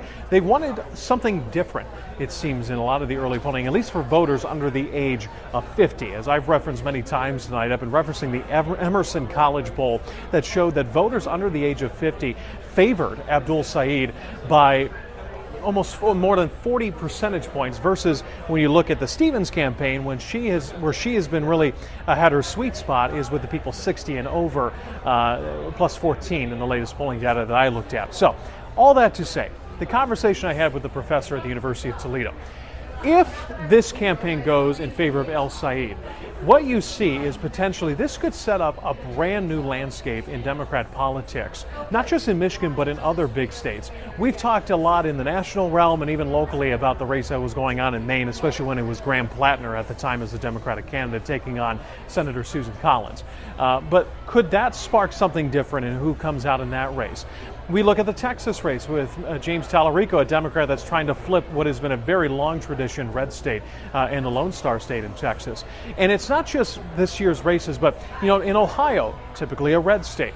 Does a progressive put their name out there for 2028 in any of those races? Does the outcome of this primary mean that kind of sparks something in the Democratic base in Ohio, and that leads to a different governor taking over, going from red to blue? Just those kinds of scenarios that we're yet to see if will be happening after tonight with what happens in this Senate race. However, it is very interesting to watch this race. We're in Toledo. We don't have anything close to Detroit, but to watch this race happen and have such shared economy, shared people, we have 2 counties of our own in our viewing area, and to hear the conversations from Democrats in those counties and saying, that a lot of people are tired of what they've seen in the past, it is just a big revolution. And it was referenced earlier in a conversation amongst the panelists there. Whoever comes out of this race for the Democrats, we are going to fully expect in Michigan a very heavy amount of money poured into television ads, into digital ads, social media advertising, trying to bring in as many young people as they can and spark potentially a new movement of voters to either side of the aisle. But here tonight at the Stevens campaign so far, going back to where I was at the beginning, we have not heard from her yet. We have not seen her yet. None of her supporters are actually down here in front of the stage yet. They're all hanging out in the hotel lobby area. Seems to be an upbeat energy, but as those polling data shows, so far the Stevens campaign playing from behind tonight. So we're going to have to see some of the big counties if they start becoming a stronger hold for her, or if it's more of just a 50-50 split and El Said is able to pull away in some of those smaller counties and really make a big statement tonight in the world of state politics. So that's all I have for you. We'll continue to keep you updated with all the latest information as we have, and as soon as we hear from the Stevens campaign on if and when she'll be speaking, we'll let you know as soon as we can. Back to you guys. Now, all that knowledge just came from reporter Steve Iwanek. He is with our Toledo sister station, also covering that race for us tonight and providing a lot of insight. We want to go back now to the GOP gubernatorial race. We have 12% of the Associated Press votes counted. John James, 51%. Perry Johnson, 35%. 13 on your side's Jordan Hatfield is at the Perry Johnson Watch Party in Troy. And what's the mood there, Jordan? Well, Juliet, the mood really hasn't seemed to have changed too much since the doors opened here at 7:30. The crowd here still seems pretty cheery, still seems pretty optimistic. They've still been rolling out food. The bar's still open here, so plenty of folks still seem pretty optimistic about the night. Perry Johnson himself still very optimistic about the night. When we spoke to him at 5 o'clock, we still haven't seen him here. We did speak with a member of his team. They said that Johnson will not be coming out until there is a definitive result, which could still be coming in several hours from now. But like I say, John James is currently leading the pack right now in the race, and Perry Johnson is trailing a little bit behind. Perry Johnson still hopes that his outsider stance as a businessman will carry him across the finish line, but still it seems like the gap might be a little too wide here, but we still don't know yet. Only 6% of precincts are reporting right now, but still, moods here still seems pretty optimistic in Troy, Michigan at Perry Johnson's so-called victory party. Now, we'll hopefully hear from Perry Johnson very soon here, but for now, back to you, Juliet. All right, Jordan, thank you for that live update. We want to go back now to our political reporter, Josh Albertus, because we've been looking at counties specifically. And Josh, I want to talk more about Muskegon County tonight. Yeah, and there's a big reason for that, Julia. That's because Muskegon has sort of established itself, seemed to establish itself anyway, as sort of a bellwether now. Very different than it was even just a couple decades ago. And in kind of coming to that conclusion and trying to figure out what the scene was there, our team really crunched the numbers on historical data from Muskegon County and on a number of different levels. Now, as we mentioned earlier, you know, a lot of people may see this as sort of a referendum this August and November as to President Donald Trump's administration and his direction, whether or not voters approve of the way he is taking this state and this country at large. So I wanted to start with some of the most telling on the presidential level in Muskegon County, dating back to 2000. All of these are the presidential margins of victory in Muskegon County. You notice there's a lot of blue on here. Throughout the 21st century, it was really established itself as sort of this blue dot in West Michigan, even before Kent County had really tried to start its transition there from 2000. And then you kind of hit a peak in 2008 when Barack Obama first campaigned for president and won a very, very large margin in 2008. But then you notice it gets smaller and it gets smaller and it gets smaller into 2020 when it's only 0.5% for President Joe Biden. And then in 2024, as Donald Trump carried the state, he also carried Muskegon County. First GOP presidential candidate to do that in the 21st century, and by a comparable margin to his overall statewide margin. So it really has aligned itself with what we've been seeing. And that's why we call it sort of a bellwether, why we are seeing what we were seeing. I mean, when you get into the other levels, it may be more of a mixed bag when it comes to the different trends that we've seen, like when you go to the governor's level in Muskegon County. You notice back when John Engler ran in 1998, that was a very large Republican win there, but there were special circumstances in that race. And then 2010, you saw Rick Snyder won Muskegon County, but that was amidst a wave of larger, particularly the more congressional, the Tea Party tailcoats, if you will. But the rest of this was very aligned with what we saw as Muskegon County earlier in this century as that little Democratic island, if you will. But then this is really just backed up by Senate results. I mean, you see all of that blue through Senate results all the way from 2000 up until 2018. You had those large margins of Democratic victory in Muskegon County, but then you saw in 2020 very narrowly shifted for the GOP. And then in 2024, Mike Rogers, former Congressman Mike Rogers, when he ran against Alyssa Slotkin, 0.05% win for Mike Rogers in Muskegon County, and that was very comparable, as you remember, to the difference that made up Alyssa Slotkin's victory. Mike Rogers may have carried Muskegon County, but just over the tip was Alyssa Slotkin's victory statewide. Very, very narrow margins there. So the historical results of Muskegon County lead us to, it really suggests to us that what happens in Muskegon County, including in these primaries, including in this general election in November, are going to be very, very important to watch, especially as I mentioned earlier in this stream. I mean, particularly for the Democratic Senate candidates and those contested races like the governor's race for the Republican Party,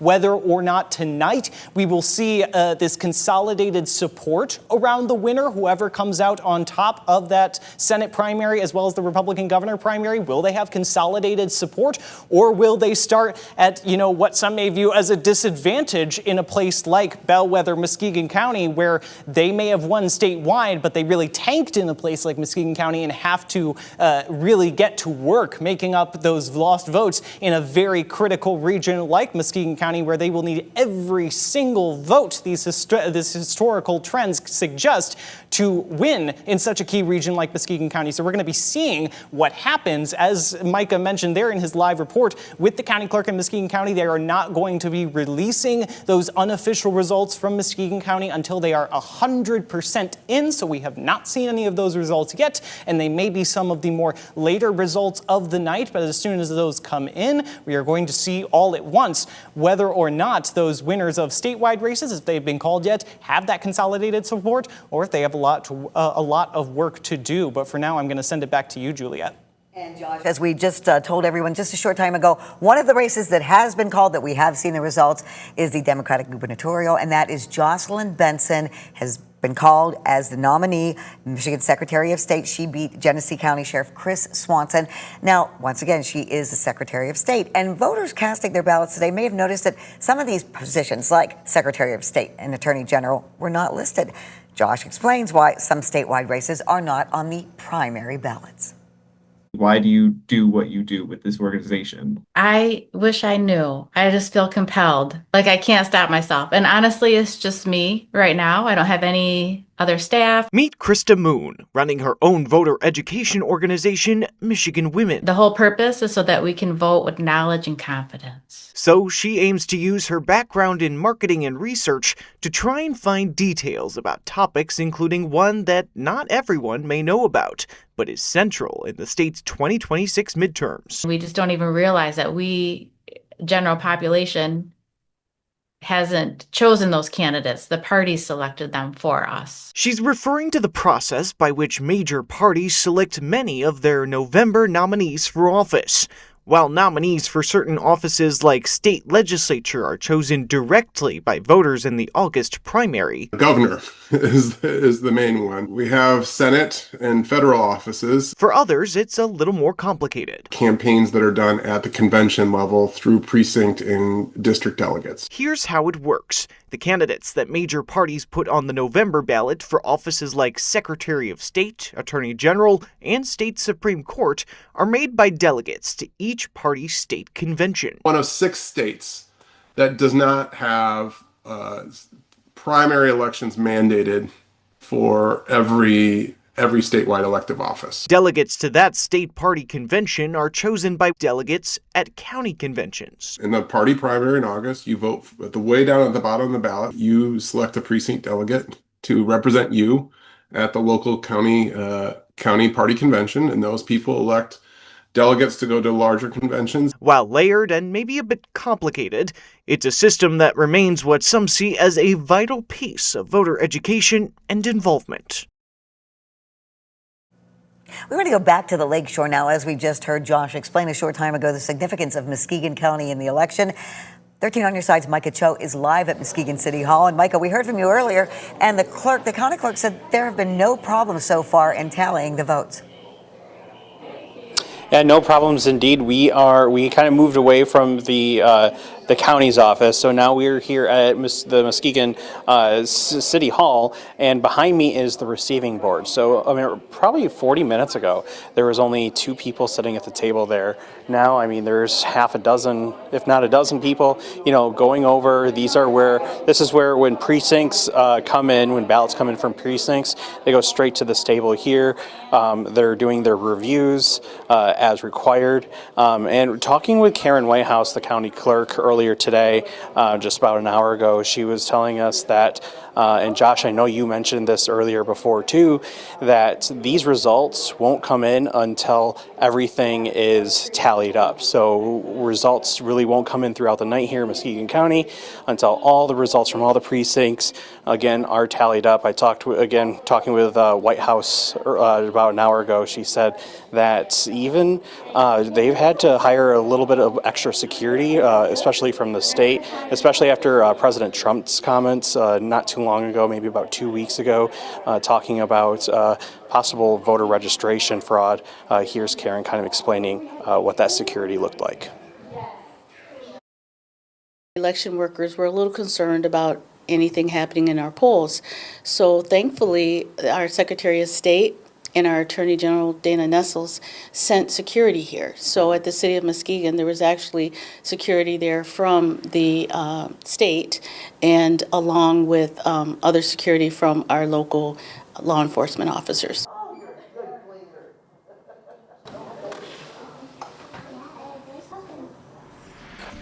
We're able to get a little bit of video. We'll bring that up later.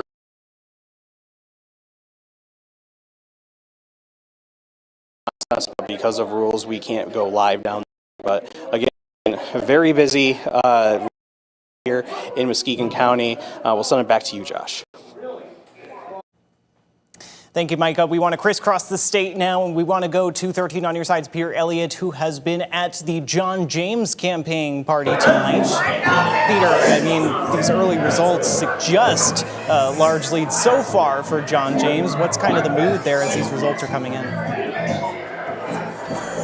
They really do, Josh. This crowd is picking up on those early results. You can see people checking their phones and feeling pretty good here about how it's looking for John James. It's exactly what the polling suggested, that he would have a pretty overwhelming lead over Perry Johnson. You can feel the mood lifting up. We were told that there could be a call coming here at some point. We are expecting John James to potentially be up here on this stage in the next perhaps 45 minutes or so, giving what could be a victory speech. John James looking increasingly likely as the Republican nominee for governor here in the state of Michigan. This is going to be the podium where he will be speaking at. You can see the placard right here that says pretty clearly, "Stop Socialism, Save Michigan."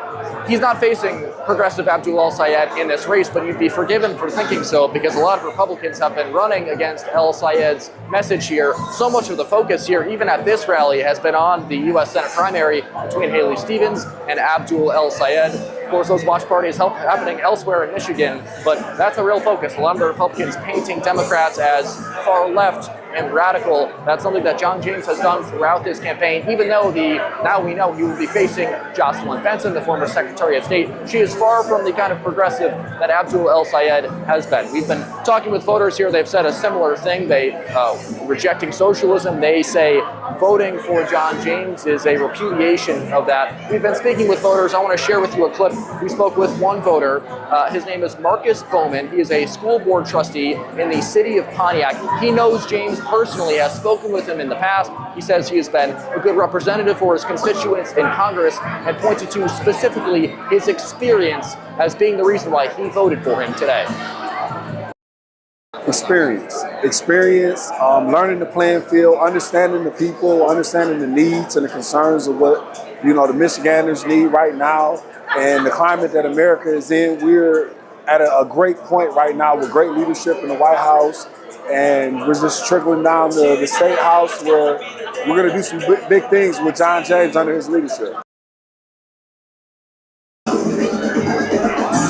John James could be putting his political career on the line here. He is giving up a seat in Congress here for the governor's office here. That is a pretty big move here. Also seen nationally too, giving up a pretty swing district here right on the east side. But it looks like right now there are staffers who are getting ready for John James to potentially take the stage as we look at these early results that have come in, all favoring John James and his race against Perry Johnson. We could be seeing a pretty major call in this race shortly. We'll keep you posted when we do, and certainly when John James takes this stage, potentially in the next couple of minutes as the presumptive, likely Republican nominee for governor here in the state of Michigan. For now, reporting live in Sterling Heights, I'm Peter Elliott, 13 on your side. And as soon as there are any developments, we will go back live to Peter. Thank you. Right now, though, I'm with John Truscott, our expert analyst, and you have been watching everything. Anything that you notice that stands out to you right now as the results are coming in? A couple of things, a general level of excitement, a general level of fear, kind of all mixed up into one. There have been a lot of things that have not made it out in the public yet, and they're starting to hit online, digitally. Okay. Challenges to candidates, things that they've said in the past. But I think the one thing that I've been watching is, as there was kind of a fear, is there going to be a problem with the election system? It's operating exactly as it should. So we haven't seen anything. I know why we've been watching here locally. We heard the Muskegon County Clerk say there have been no problems at all. Yeah. We haven't seen anything. I'm really glad to see that. We're doing some work for a group called Pillars of the Community. They're active in a number of states. Well, what we do is go and recruit respected people in the community, people that are trusted, and say, come in and inspect the system, take a look, pressure test it. Yeah. If you have any questions, now's the time to do it. Be skeptical. And what we saw, especially here in Kent County and the city of Grand Rapids, did an event about 2 weeks ago, and they showed how the whole system works. It was a great display of how things work, how it's supposed to go, and how they fix problems if they do crop up. And that really does affect the mood of the electorate. It does. I think it reinstills faith that people have in the system. Hopefully it'll encourage them to go vote in the general election and have faith that the results are what they say they are. Okay, now let's go back to the results that we're hearing now, the U.S. Senate and then also the gubernatorial race for the Republican. What is your take on this? El Sayed has been kind of the ringleader, the front runner the whole time. I've been seeing some stuff tonight that the Stevens campaign put out of supporters in Detroit saying really good things about her. It's like, why didn't we see that during the campaign? It's really good testimonials of Detroiters of things that she had done for them. So I think her campaign missed the mark, and El Sayed ran a pretty darn good campaign. And we talked about social media and also his influence on younger voters as well. But, as we're seeing the numbers come in, we'll find out. Yeah, and the thing is with that digital, your algorithm gets in a certain way feeding you information that's just reinforced time and again. So I would encourage people heading into the general, take a broader look at other sources that are out there, and really educate yourself on the candidates. Just like we heard Dr. Leek saying too, our expert on social media. Okay, right now we want to go back to the Abdul El Sayed watch party right now. 13 on your sides, Nick Nelson is there live. And Nick, what's going on there? Yeah, there are still a lot of supporters that are here on the floor that are excited. There have been a number of speakers as well. I'm going to step out of the frame so you can take a look at some of the crowd that is gathered here. You can see hundreds of supporters here. We were just looking at some of the monitors here. Twitch streamer Hassan Piker is here, has been going live on various platforms here, as you know. He's been sort of a controversial figure in the Abdul El Sayed campaign, appearing on, with Abdul El Sayed appearing on several streams with him. We've talked about kind of that new media, that new social media energy that the Abdul El Sayed campaign has really tacked onto throughout the campaign, particularly in these last few weeks, with several polls showing him actually pulling ahead of Haley Stevens. We're hearing another cheer now. I believe that's for some congressional seats here in the Detroit area. A lot of races that some of these folks are very excited about. And as we've seen, there have been a number of speakers that have been here. A representative with the UAW spoke a few minutes ago as well as somebody, I believe, at the Michigan Nurses Association. So a little bit of that union support for Abdul El Sayed, as well as we continue to wait on some results. We've got some results in about 22% of the vote.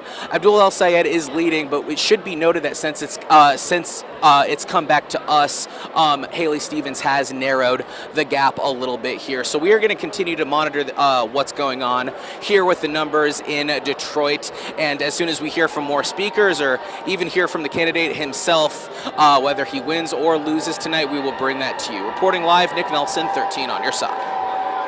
Nick, thank you for that update. And once again, we do have reporters at every single campaign watch party in the east side of the state. As soon as there are any developments, we're going to go right live to them so we can keep you updated, as well as the latest results. But right now, we're going to take a quick break, regroup. We'll be right back.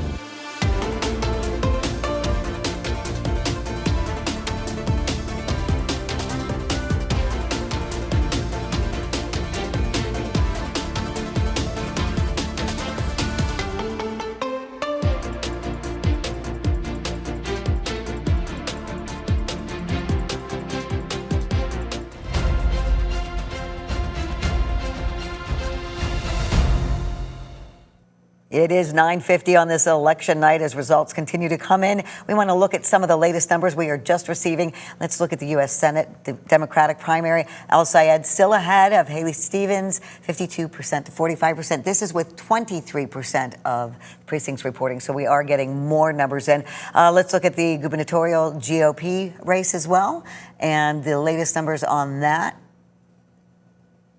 There we go. John James still ahead of Perry Johnson. This is with 17% of the reporting precincts, 51% James, 36% Perry Johnson. And then we have a local race we want to tell you about that has been called. The GRPS Sinking Fund millage has passed 63% to 37%.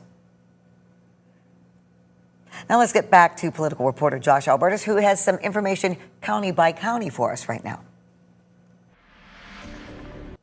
Yeah, Juliet, we're starting to get those county by county results in from the Associated Press. A lot of colors are being filled in on the Michigan map here, so let's get into it as we're getting these first results. As we were expecting, one of the darker shades on this map, the purple, represents Abdul El Sayed leading in those counties. The green, or the teal, represents Haley Stevens leading in those counties at this time. But we are still early in the race. Results are still being reported, so these colors could change. But this is what we are seeing right now. As we kind of predicted, one of the darker shades for Dr. Abdul El Sayed is in Washtenaw County, with a very fair amount of the expected vote in, 65% there. Abdul El Sayed leaning with about 64% of the vote. Like we said earlier, this would be, sort of somewhere we would expect Dr. Abdul El Sayed to do well if he wanted to see a good showing statewide.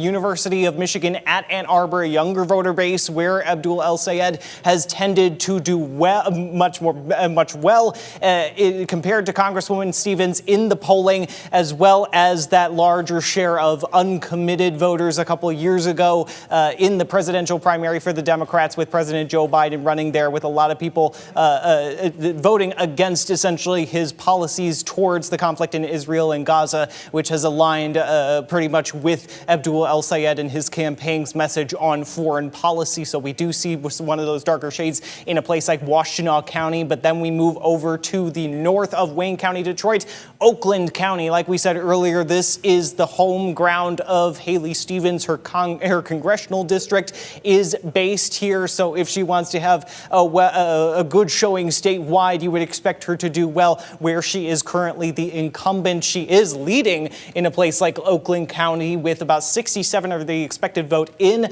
but not by much, about a couple percentage points there. We're going to have to see if that changes, but we are, of course, also watching all-important Wayne County, home to Detroit and the biggest expected voter base of the Democratic Party by far. Very, very few results in so far there. 4% of the expected vote, with Abdul El Sayed currently leading there, but it could make all the difference depending on which way Wayne County swings as they get more results in. But you notice these colors, it's just, a flat surface. But like we're saying here, Wayne County, a lot of results not in. These gray bubbles, they represent the expected amount of votes that have not been counted yet. And you see in Wayne County, by far the largest bubble that we are expecting to see Democratic votes come in, and what that may do to the race. So still a lot to be seen. If you look at what has been counted so far, you may have seen many of those colors on the map a second ago, but when it comes to the actual votes that have been returned, very, very few in a lot of these counties outside of a place like Oakland, outside of a place like Washtenaw. And we are getting some results in from Kent County. About a quarter, 23% of the expected vote has been counted, with Dr. Abdul El Sayed leading at about 53% there. That's the state of the race when it comes to the U.S. Senate primary for Democrats. We are, of course, also watching the governor's race for Republicans. You remember earlier in the night, Democratic Secretary of State Jocelyn Benson was called by the Associated Press, projected to win the Democratic nomination for governor. But when it comes to the Republican nomination for governor, we are still seeing that work its way out.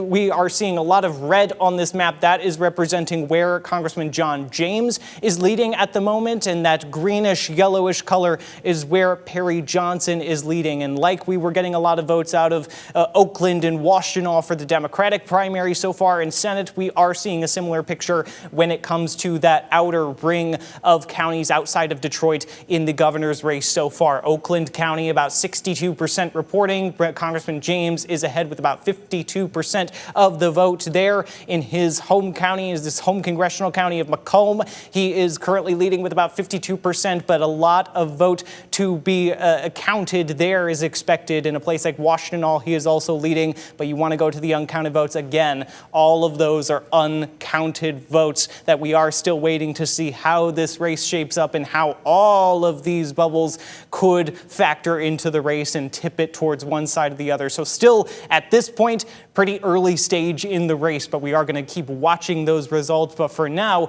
Juliet, we are going to go back to you with one of our in-studio political experts for more insight on these races. Josh, I'm with Dr. Doug Copeman, and we have been watching all these numbers, a lot to digest there. But let's talk specifically about the U.S. Senate Democratic primary. What are you seeing? So you're seeing the county by county things are very interesting things. But think about what's within each of those counties. If they're counties of higher education, University of Michigan there, El Sayed is doing well. So I would want to you do a regression, as the political scientists talk about, is that the educational level of each county or every city, and my guess is the higher the educational level, the more graduate degrees and things like that, the better El Sayed does, which is a little bit of a description of the new Democratic establishment is the well-educated, social scientists, those kinds of people that he is doing well with. But then you look at working class, Haley Stevens still has some strength there. And the counties, out counties, she's winning those out counties by a little bit. Now most of those counties don't have a large population. Wayne County, to me, is the wild card. Yes. Does Haley Stevens keep her margin there? What happens to Wayne County? Because that's a boatload of Democratic votes in Wayne County. And, if she can get a large enough margin there, that can help her out as she's losing a little bit to El Sayed in these higher education counties where universities are. So that's an interesting thing to me. So even the demographic subgroups of the Democratic Party. And that's something we'll be analyzing for a long time. Also, there is a race in the Lansing area that you've been talking about that you're watching. There is, and it's been on people's radar for a few weeks, but it's the Democratic primary to run against Tom Barrett, the Republican. It's the 7th U.S. House district. And there are 3 viable candidates who seem to be about equal in the polls. And the early returns tonight have the most progressive candidate, who is the leader of some of these grassroots groups on the progressive side, has about 40% of the vote, and the other 2, including Bridget Brink, who is an East Grand Rapids native, are getting about 30% each. So I'm really looking at that to see one dynamic is you have a couple of mainstream or establishment candidates, and you have one, an outlier sort of candidate on the progressive side. Those are the places that the progressive candidate is winning. Is that a pattern that we're seeing statewide? And I think it probably will be a pattern if it's a multi-candidate primary. Well, let's talk a little bit more about social media, because we have it's been a big topic tonight, and it's really been important in this election. It has been very important, and there is this sense of, if you're just watching TV, you're not getting enough, and if you're doing a few Facebook things or whatever, that's probably not even enough anymore. But so much of the energy is these self-selected, very narrow-minded groups, and then it's the coalition of these narrow interests who rally around a candidate. So you're putting together a collection, a hodgepodge of issues that maybe not collectively actually logically have to be together, but that's how people are winning. They're putting together a bunch of these smaller grassroots networks, and they all agree that this is the outsider who's going to change things up, which it seems to be the change thing up from the grassroots night. And something that Dr. Leek, our social media expert, had mentioned earlier is that what they put on now, though, is going to stay with them all the way through the November election, really forever. The thing about social media is that's forever. You can go back, the Wayback Machines, you can capture things, and so whatever you said will be found, and the most embarrassing thing will be put in the most embarrassing light for a lot of these candidates. And that'll be a new challenge that typically doesn't really happen in primaries. You don't have enough time, you don't have enough talent, you don't have enough money to make that happen. But now we have 3 months until the general. And what people have said or posted or liked or disliked is going to come back to haunt them. And then we'll see what happens. Any other observations tonight as you are looking at numbers and looking at the various races tonight?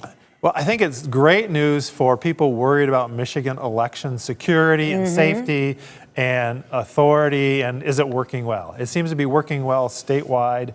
The county clerks and others have seemed to have really done their business and really done, educated people, brought people in to show what's going on. That hey, this is a system that works really, really well. So I think we should give a shout out to the county clerks and all the clerks across the state who've done a superb job, it looks like, so far. And every single clerk that we have talked to says, come and see how it's done. We want to show you. Become a volunteer. I have a friend who became a volunteer because he wanted to see how it's done. And now you really understand our process and how well run it is. Yeah, once you go see it, you really see all the checking, the double checking, the bipartisan checking, every step of the way, and that they are secure. They're good. I mean, people make mistakes, and people, fraud tries to happen, but people catch almost all of it.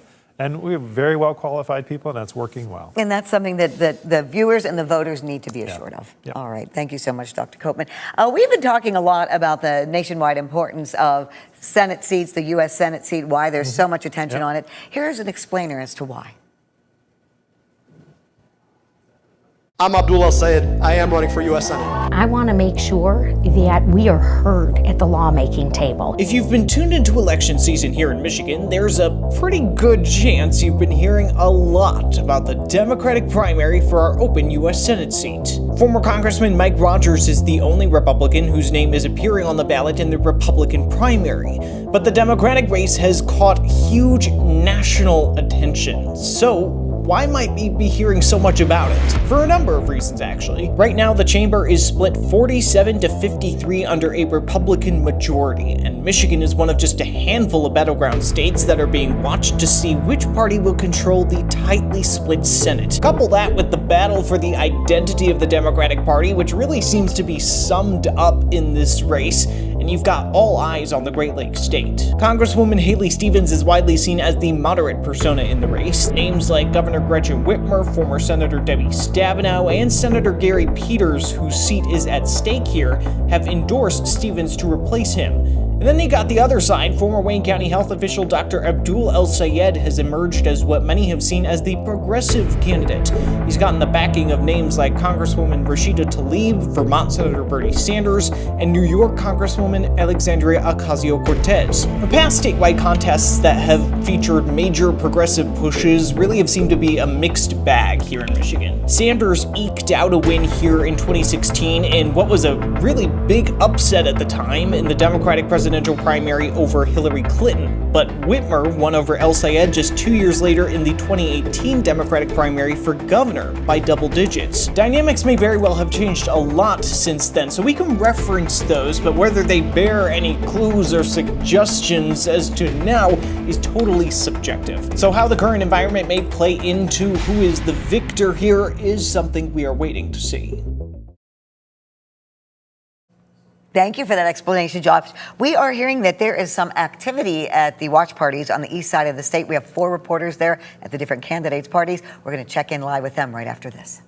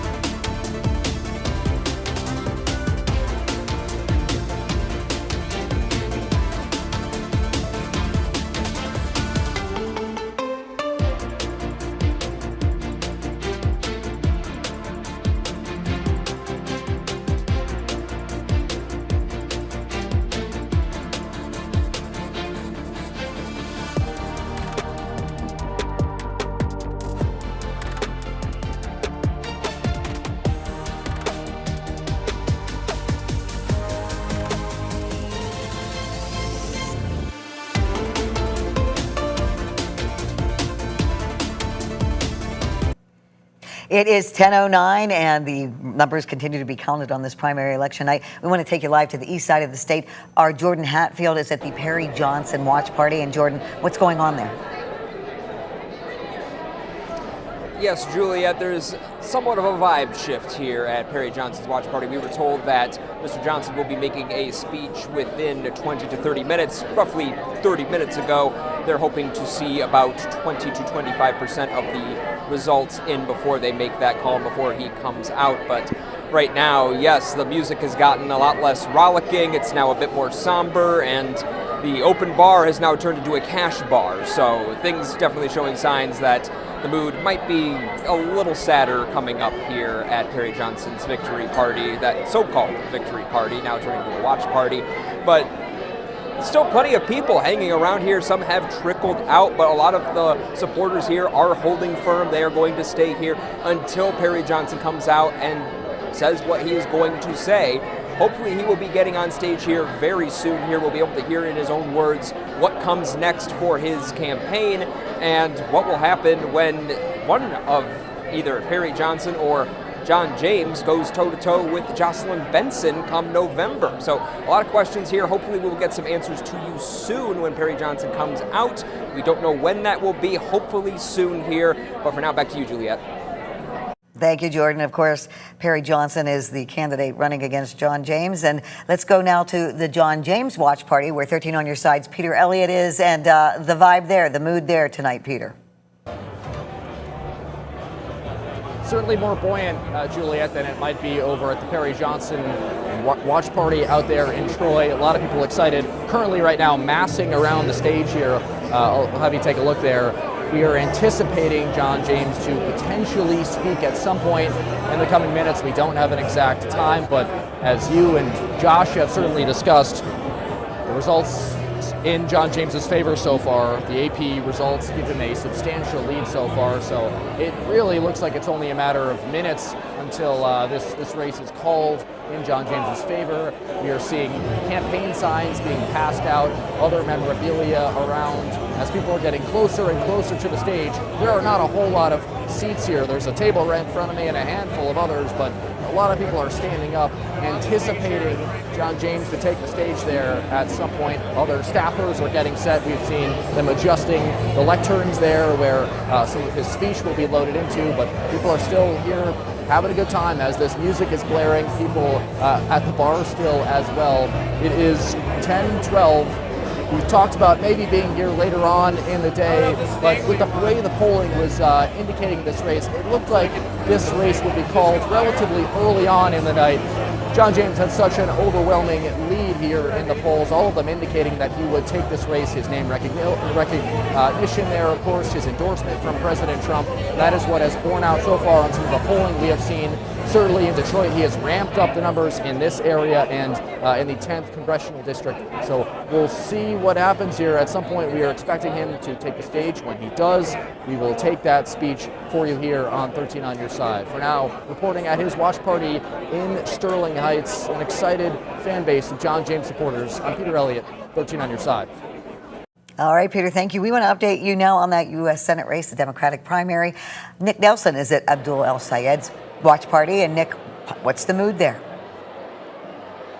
Yeah, Juliet, the mood remains high here at Abdul El-Sayed's watch party as he continues to maintain a lead. I want to show you a little bit of what the crowd is looking like behind me. You can still see hundreds of Abdul El-Sayed supporters here continuing to mingle about, occasionally giving out the cheer when they look at some of the results that are coming in from the U.S. Senate race, where, as I said, Abdul El-Sayed continues to maintain a lead, as well as some of the Metro Detroit U.S. House races that are also getting some excitement from some of the supporters that have gathered here as well. As we said, he remains on top. It is still, however, very early in the race. There still isn't even 30% of the vote in statewide, so there is still a lot of vote to go. So there are still a lot of unanswered questions as to what kind of ballots are being counted right now, and in what areas we can look at maybe where some candidates are doing better. I can can say right now,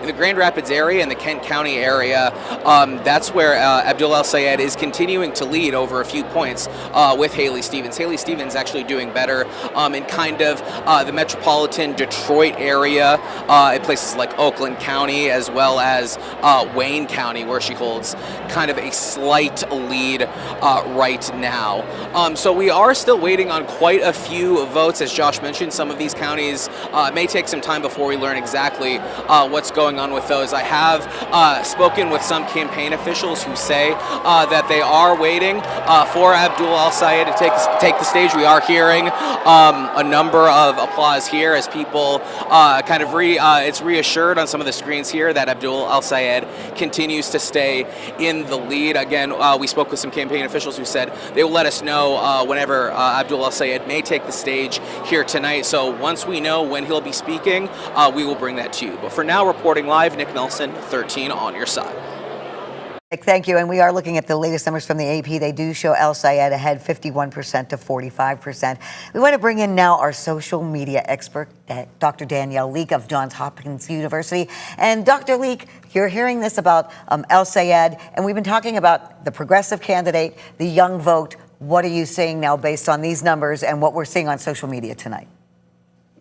Well, we do know that there is still a lot of excitement on social media, but also a lot of anxiety as we're watching these numbers go back and forth, closer and closer. Some concern that maybe there's still a race to be had between the two candidates, and also some anxiety about whether or not the influencers who are showing up at the party might have a negative impact if El-Sayed does win this primary election. As you know, he's had a few content creators and influencers who are contributing to the sense that he may not be able to do so well in a general election. So we're seeing some chatter about that on the actual platforms. It'll be interesting to see what happens and who he keeps by his side if he wins tonight.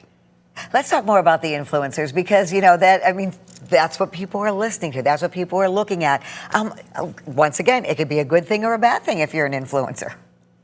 Yeah, that's true. I mean, if you're the influencer, I think you are definitely enjoying tonight. There's a lot of attention happening for people online. And those numbers, those engagement numbers just keep going up. But if you're the candidate, I think there's some increasing concern about whether or not that attention on who you have by your side and who you've let into your house is going to be a negative for you if you happen to win the race. I mean, we know that prior to the race that El-Sayed, as we've mentioned before, the campaign did everything they could to try to scrub social media, past social media posts, taking down some statements that were pretty controversial but have come back and have been talked about a lot in recent weeks. I think it's going to be interesting to see what comes out in the general election if he does win. And, you know, nonetheless, like his strategy to get the younger voter as a progressive candidate, if he does win, how does that translate into November?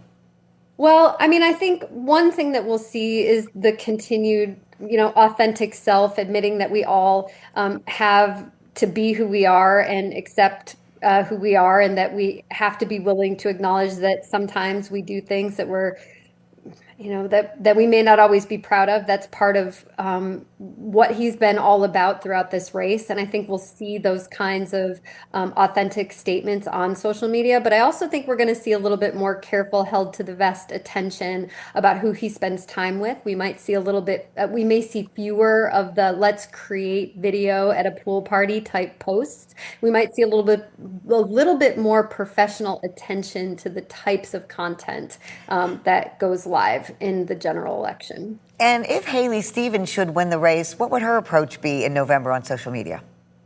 Well, that's a great question. I think that if she wants to see the kind of turnout that she'll need in order to win in the general election, she may have to take a play from her current opponent's book. And I think she's really going to strive to try to build bridges with younger voters and try to make a case online for why they need to be willing to turn out in her favor.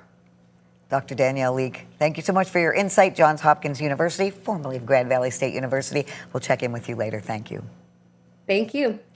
Speaking of Haley Stevens, we want to go back to her watch party right now on the east side of the state. Reporter Steve Iwanek joins us now live with an update there. Are you seeing any more movement yet, Steve? Well, Juliet, not too much movement. It's been about the same as when we checked back in with you all about an hour ago. However, I did just speak with a staffer who did tell me that they are expecting no later than about midnight that the Congresswoman would be available and she would be coming up to the stage to talk to her supporters and the media tonight. Not exactly sure how the context of that speech would go, obviously. We're still learning the results as we go along, but it still could be a little bit longer so we hear from the Congresswoman. However, you keep looking at the data. I know you guys are constantly checking in on those results, but as every couple of minutes go by, we just start seeing here from the Stevens camp a little bit incrementally at a time. The gap is starting to shrink a little bit. She's doing pretty well in some of our bigger counties here in Michigan, at least in the early polling so far. And you can hear every time a new result comes in, some of the people out in the hotel lobby area, her supporters, get a little bit fired up because they know that maybe this could be an interesting race after all. And it really has been an interesting race over the course of the last few weeks. It's been heated at certain points of this contest. But, you know, we saw at the very beginning when the polls closed, Abdul El-Sayed had a pretty substantial margin over Stevens, but Stevens has built back in here. So I'm curious to see over the next hour or so when we reach you all at 11 o'clock, what does the situation look like here? Does Stevens gain more confidence? Does she take a lead in some important counties? But we'll have to just wait and see on that. But as of right now, we have not heard from the Congresswoman. But as I said before, a staffer told me that we should expect to hear from her by around midnight. So we'll just strap in, keep our eyes on those results, and bring those latest information to you as soon as we learn more. Back to you guys. Latest results. We are getting some more county by county, so let's go back to our political reporter, Josh Albertus. Yeah, what we are seeing, Juliet, is the continuation of what we've been seeing for the last hour or so. The colors continue to fill in. This is, again, the U.S. Senate race on the Democratic side. The purplish color is representing where Abdul El-Sayed, Dr. Abdul El-Sayed, is currently leading in those counties, while the tealish color is representing where Congresswoman Haley Stevens is leading. You see a lot of variety here, a lot of differentiation, quite a bit of different shades of each of those two colors. But what we currently see is a lead by a few percentage points for Dr. Abdul El-Sayed. And that's because while you see a lot of these different colors filling in the map, that's not necessarily, you know, it doesn't equate to vote share. So we actually see how many ballots are counted in each county. That's what these bubbles represent. So a lot of those counties you just saw had pure colors in them. They also are a lot of counties that do not have a lot of votes reported yet. So what we are seeing is a lot of reports out of some of the larger, more urban areas, such as a place like Washtenaw County, where we said Dr. Abdul El-Sayed was expected to do more well than the Congresswoman if he wanted to show well statewide with that college, that younger voting population at U of M Ann Arbor, and for other reasons as well. While the biggest bubble you currently see here in terms of results that have been returned is from Oakland County, the Congresswoman's home ground. That is where her congressional district is based. And you see that is the largest bubble of voters that has been returned so far. And that seems to be the buoy of Congresswoman Stevens' continued campaign right now. You are seeing she is leading in Oakland County with most of the expected vote in right now, about 73% in Oakland County. And she is leading there by but just a few thousand votes. So we're going to see if that changes, because right now that is not enough to offset the other purples that we see in terms of El-Sayed's lead in places like Washtenaw County, Livingston, Macomb, and here in Kent County as well, with about a quarter of the expected votes returned, with Dr. Abdul El-Sayed leading with about 54% of the vote. Now, the wild card, again, as you heard one of our experts say earlier, and as we've been talking about tonight, is this what is right now a very small bubble in Wayne County. That is where Detroit is, the largest pot of expected Democratic votes of the night. If you go again to the uncounted votes of the night, that is the largest bubble we still have to see in terms of where are those votes going to go. We don't know, and those are all going to come out of Wayne County, a large share of them. But I did see just before I switched over that bubble got a little bit larger in terms of things that have been reported in Wayne County. A big vote dump there in just the last few seconds or so. About 21% of the vote in Wayne County, and Haley Stevens has pulled ahead by about 36% of the vote. About 23,000 votes ahead of Dr. Abdul El-Sayed in Wayne County, where we are expecting to see where that goes. Has that changed the state of the race?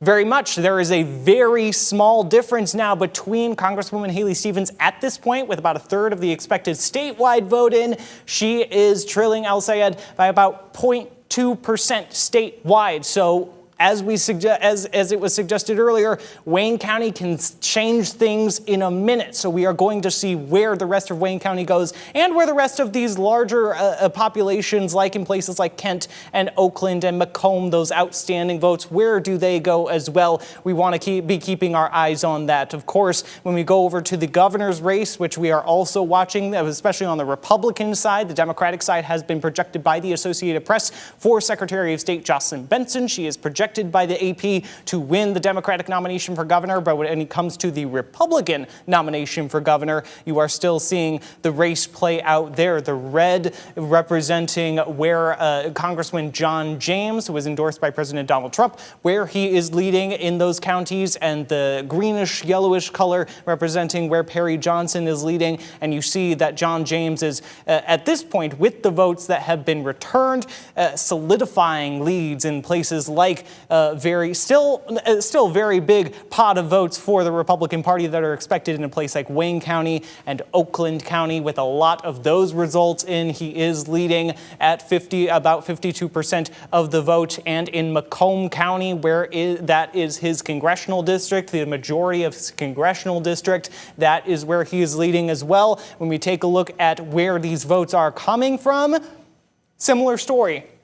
Most of them are coming out of Oakland County right now, with about 72% of the vote in so far. That is the big dump that we have seen. This, not so much. Wayne County is still very, very small. We got that big dump in the last few minutes on the Democratic Senate side. We have not seen that from the AP's reporting in the GOP governor's race. So we're still waiting to see how that will play out as well. But certainly Oakland County buoying the congressman's lead at the moment, as statewide, if we look at the statewide results, with about a quarter of the expected vote in, Congressman James is leading with about 50.2% of the vote, about half of the vote. We are going to continue to watch these results come in. We're going to continue to watch and see what role a place like Wayne County, will play in this race. We're going to keep seeing that play out as those results are returned. But for now, we're going to take a quick break, regroup, and we'll be back in a minute as we continue with our live analysis.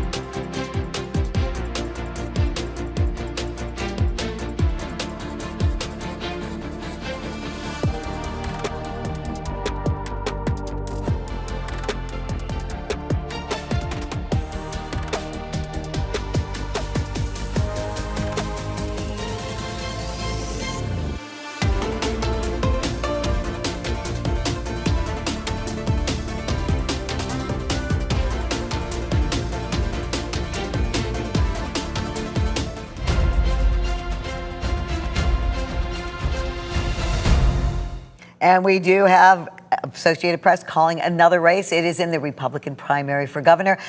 Do we have the numbers handy? There we do. Associated Press is calling the race for John James, 50% to Perry Johnson, 36%. Our Peter Elliott has been at that campaign watch party tonight with John James. So we're going to join him now live. And Peter, have you...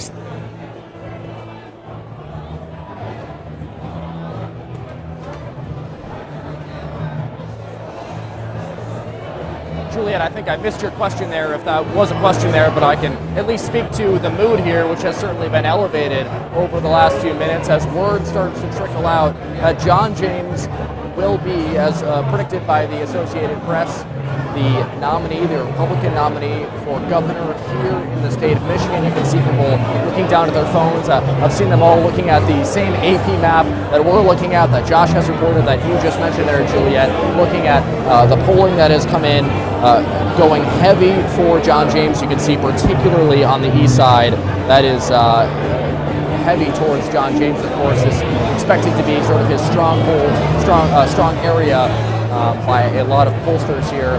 The energy has been high all night, of course, going off of those polls that predicted John James, the congressman, the two-term congressman from the 10th district, would be the winner here. And now you can kind of see it trickle out here, this news. We are told that he will be speaking in the next 5 minutes or so. We've been told it'll be imminent for the last couple minutes, so we'll take his team at their word there that he will be coming out shortly. But either way, this crowd of supporters here is having a good time. He could be coming out 30 minutes from now and they'd still be having a good time. The music's still blaring. Hopefully you can hear me here. But a strong showing here from John James in this Republican gubernatorial primary. He will go on to face Jocelyn Benson, the Secretary of State on the Democratic side. That'll be an interesting race come November as this Republican primary has really tacked towards the right. Who supports President Trump more? John James having the endorsement of President Trump. Jocelyn Benson isn't a candidate like we've seen in that U.S. Senate race, not as progressive as Abdul El-Sayed, probably not as moderate as Haley Stevens, perhaps somewhere in the middle. Both those candidates have pretty high name recognition. This is something that both of you talked about over the course of the night. Jocelyn Benson has served many years in office.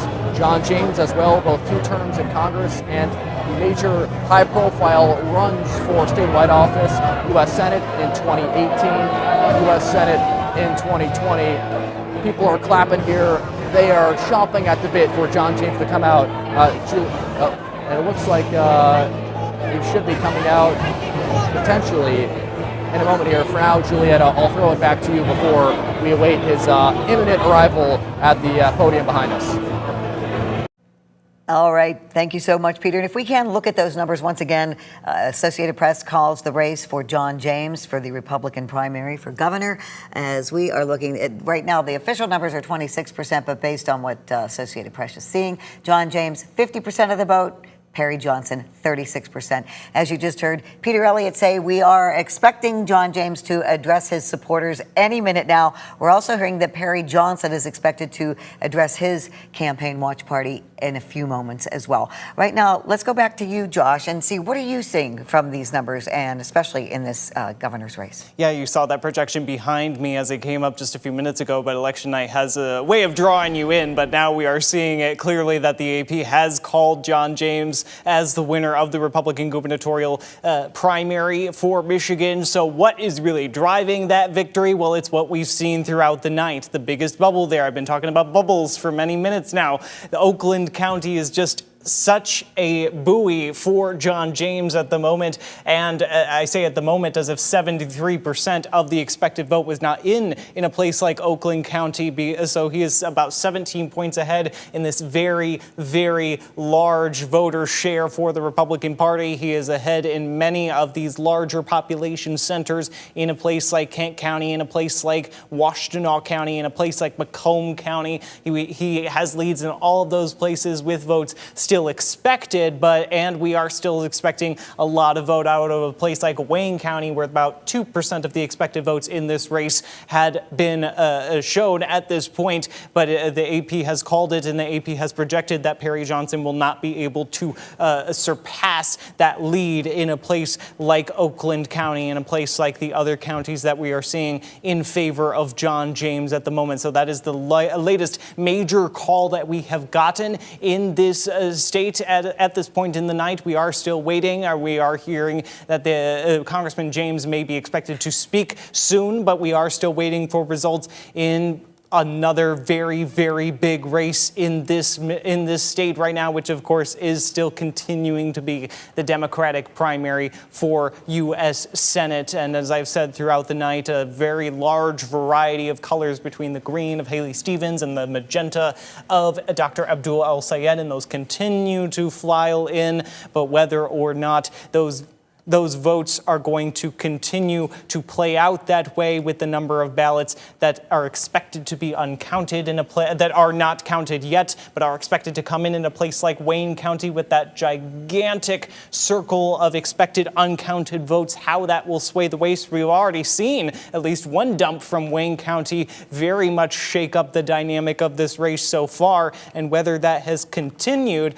is something to be seen. About 36% of expected votes counted, and we have what is still a pretty tight race at this point, within only a few percentage points, with Dr. Abdul El-Sayed leading with about 50% of the vote to about 56.5% for Congresswoman Haley Stevens statewide, and we are seeing her with a larger margin in the all-important pot of Wayne County and Detroit votes for the Democratic Party. That is a very important voter base for the Democratic Party, and we are seeing her pull ahead there, but that is still only about a quarter of the expected votes are in at this point. So whether that lead holds is really going to be one of the biggest questions of the night at this point, and whether or not we continue to see that, and whether or not that makes a difference in whether or not she's to overcome Dr. Abdul El-Sayed's lead that he's had throughout the night. She's still being buoyed by a slim margin in her congressional home area of Oakland County, with most of the votes, about 76% of the expected votes, coming in there at this point. We are still waiting, of course, on some of those other large population centers like Kent County, which is about halfway in at this point. Expected votes are in, and a place like Washtenaw County, where we could expect a larger vote share for Dr. Abdul El-Sayed to continue coming in, and how that may balance out some of the other areas that Congresswoman Stevens is pulling ahead right now in a place like Wayne County. So we're going to continue watching that. We're going to continue watching whether these candidates come out to address in the next few minutes. But for now, we're going to turn it over to Juliet with one of our in-studio experts. John Truscott is here now again. Any surprise about this? Not a surprise at all. We've watched the Republican primary, and John James just slowly consolidated the vote in the Republican primary. So we saw that coming as other people dropped out. The Trump endorsement just turbocharged that and pretty much finished it off. Not a surprise, but now he has to keep the Republican base. And the key with an election is, how do you grow from the base that you have? How do you? It is attraction, you know, how you grow those numbers, and that's what the campaign will be about. So what do you think with Jocelyn Benson? I mean, what do you see? What's the dynamic? What's going to happen next? You have really two kind of little more traditional candidates, party organized traditional candidates. I think you're going to probably start talking about debates pretty soon. When are they going to be? How are you going to do them?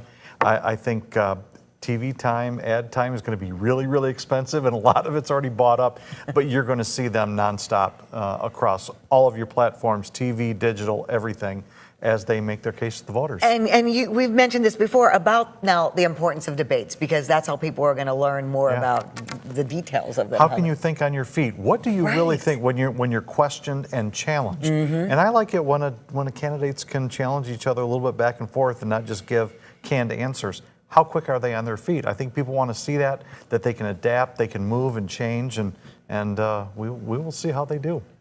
And I'm hearing from my producer. Who are we going to right now? Okay, I thought we had somebody coming Sure. to address us. We have the 4 campaigns. Let's talk about the U.S. Senate Democratic primary, Yeah. too. I mean, it's still pretty close, and Closer than any of the pundits were predicting that's at the this thing. point. It really is. I think it is close. Wayne County will determine yeah. it. It's the biggest vote, and it's always the latest to come in Mhm. because it's so large. But what you'll look at is which towns are coming in later. Is it Detroit or is it Livonia? You know, that makes a big difference in terms of where the vote totals are coming from.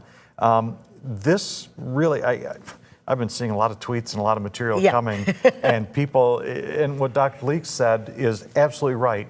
In that things that you have said in the past, they're still out there in the ether, and you can bet the opposition research people have it, and it's going to be trotted out day after day after day. So El Sayed is going to have some challenges coming with some of his positions and things he said, and I think more importantly, some of the people he's associated with. Yeah. Once people know who they are, what they stand for, they're not really supporters of our country. And I can see love of country, love of America, that sort of thing, 250th anniversary, that could all be a theme that really starts to play out and could be more important than ever in this cycle. And it'll be interesting to see the exact breakdown of numbers from West Michigan. Yeah. You know, he held the big rally here. He had his supporters, Bernie Sanders, AOC. You know, how did that play out in this? West Michigan has changed a lot in the last several cycles. It's not a solid Republican area anymore, although you get to Ottawa County, it's a little more solid. But, you know, in the Democratic primary, it has become West Michigan, Kent County has become a lot more influential. You see candidates really paying a lot more attention because there are a lot of vote totals to drive out of here. And it will be a very important area for the general election. How about the rest of statewide tonight? Because I know we've hardly talked about anything else because we've been concentrating Yeah. on the Senate and the governor. Anything else that you have observed tonight that you want to share with us? I'm really interested in what's happened with some of the legislative primaries, and I haven't seen any of them yet. Yeah. They've been Yeah, we drowned have- out yeah, by I everything. know. But you know, control of the legislature, the legislative majorities are very, very thin for both parties, Right. House and Senate. So that really, the prognosticators are saying Jocelyn Benson will win. It's too early. A lot of things happen in the next couple of months. But the legislature is still very, very important to the future of Michigan, and seeing how those will shake out will be, I think, a tomorrow morning sort of thing. Yeah, sure will be. Yeah. Thank you so much You're for your very insight, welcome. John. And we're going to take a quick break. We'll be right back.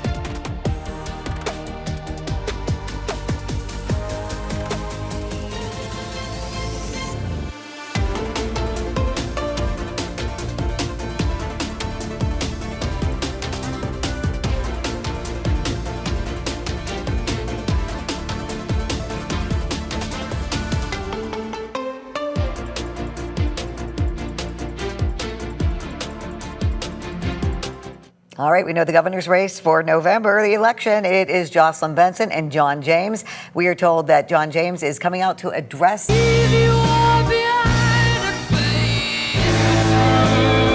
see a lot of movement going on there, Peter.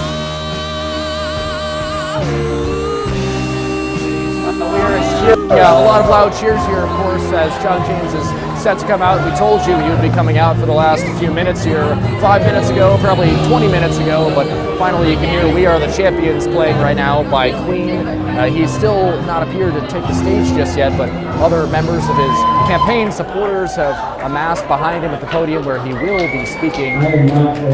We have an announcement. Listen in. Of you and 10 million other Michiganders, we are going to fix this state together.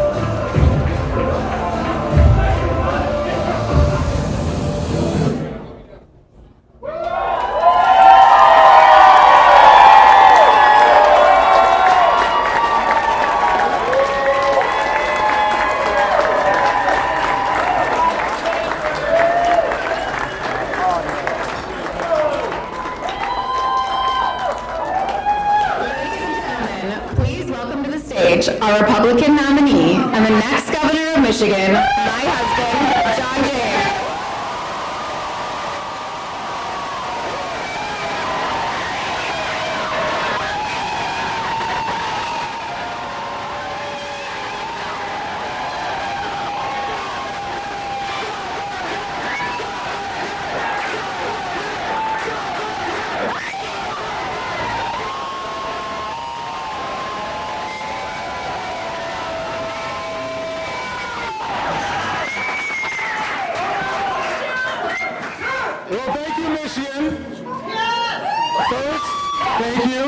Thank you, and always, I want to thank Almighty God for every blessing in my life, for each opportunity, and for each one of you.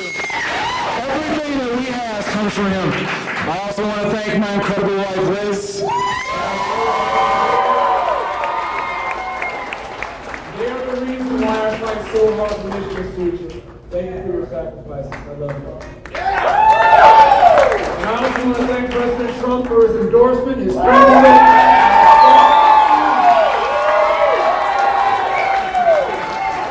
And his steadfast belief in the American people. And to every volunteer and supporter who poured your time, energy, and prayers into this cause, this victory belongs to you.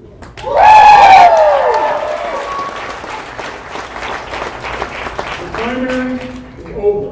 Now we come together. One team, one fight, one mission to save Michigan.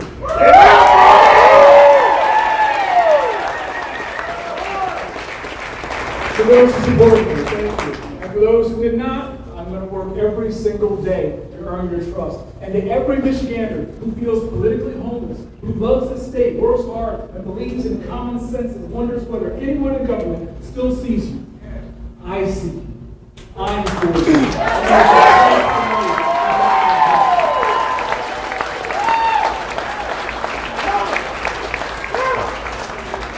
Tonight marks the beginning of Michigan's comeback, but we have to be honest about where we are. Michigan's families are paying some of the highest gasoline prices in the West. Our unemployment rates among the highest in America.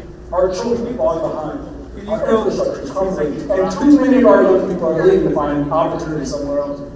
Don't worry. The Democrats just blame Trump because they think you'll fall for it. But we're smarter than that. Here's the truth. The president's occupied the White House for less than half the time that Benson's held power in Lansing.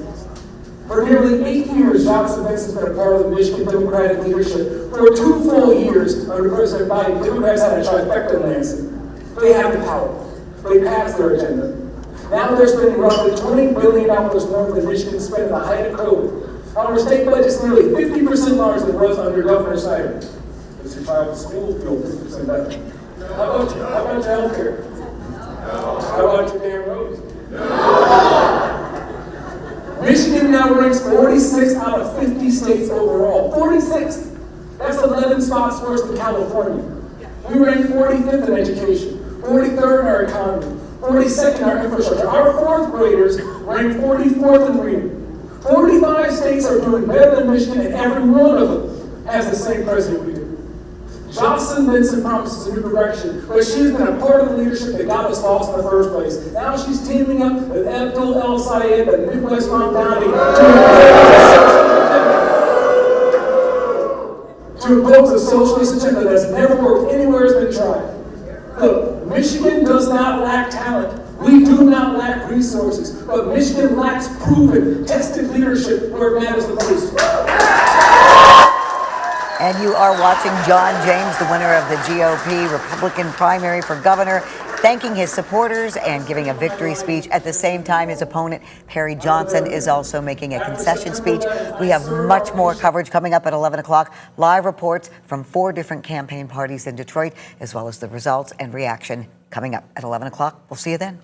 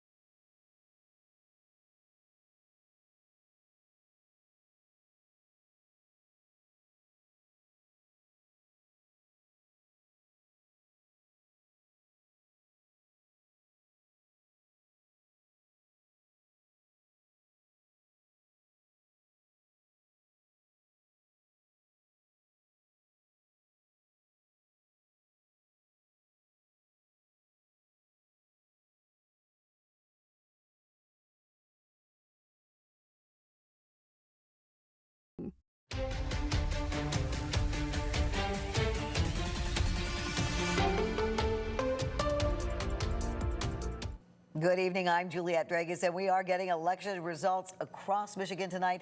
The big one, the governor's race. We're live at the watch parties for gubernatorial Republican candidates John James, who's been declared the winner, Perry Johnson, who just gave a concession speech. We're also live at the watch parties for Michigan's U.S. Senate race, which has not been called yet. Democratic candidates Abdul El-Sayed and Haley Stevens. Right now, let's take a look at that race. It is still very close. 42% officially reporting El-Sayed leading Stevens 50% to 46%. 13 on your side's Nick Nelson is live at El-Sayed's watch party in Detroit and joins us live with an update. Yeah, Juliette, I would say the mood here has gone from jubilant to kind of cautiously optimistic. Abdul El-Sayed at one point leading by upwards of 55%. As you mentioned, that has narrowed as we've gone past 42% of the vote counted. I want to show you what it looks like behind me. You can see a number of supporters that are still here. As I said, sort of cautiously optimistic, talking with each other right now about this race and where it sits right now. As you mentioned, El-Sayed remains on top, although it is tight between him and his challenger, Representative Haley Stevens. It is still early in the race. About a little over 40% of the vote is counted, and it may still be a while before we hear from some of these counties. I will say that what we've seen throughout the night is that Abdul El-Sayed has led in Kent County, in the Grand Rapids area, and Haley Stevens has led sort of in the Detroit area, in the Detroit suburbs, and she is very, at last check, was very narrowly, at least ahead in Wayne County, so she's doing better on that side of the state. But again, it is a very close race here. It is still early in the count, so we will keep a tally of it. We are expected to hear from Abdul El-Sayed at some point tonight, and we will bring that to you once we get more. Reporting live, Nick Nelson, 13 on your side. And as you just heard from Nick, that race is close. It could be a long night before we know who wins the U.S. Senate Democratic primary. Let's go now to political reporter Josh Albertus, who has more on the makeup of this race. You've been watching the numbers through the counties of the state all night tonight. What are you seeing now, Josh? Yeah, jubilant. Optimistic when he said that, when Nick Nelson said that. I was not surprised at all when he said that, because we had been seeing a little bit of a larger lead for Abdul El-Sayed throughout the night. But then what changed? We got a large vote dump from what we've been talking about on the stream for the last 3 hours. Wayne County, home to Detroit, southeast side of the state. It is expected to be the largest pot of Democratic votes in the state, and we got a large vote dump from there, and Haley Stevens is winning Wayne County currently with about a quarter of the expected vote in by about 20 percentage points in Wayne County. And so whether or not we're going to see that continue, there's still a lot of vote to come out of Wayne County. But whether or not we continue to see that kind of margin is really going to play a huge factor in this race. But we are also seeing our reporters at watch parties tonight. Steve Iwanek from our Toledo affiliate has been at the watch party in Detroit.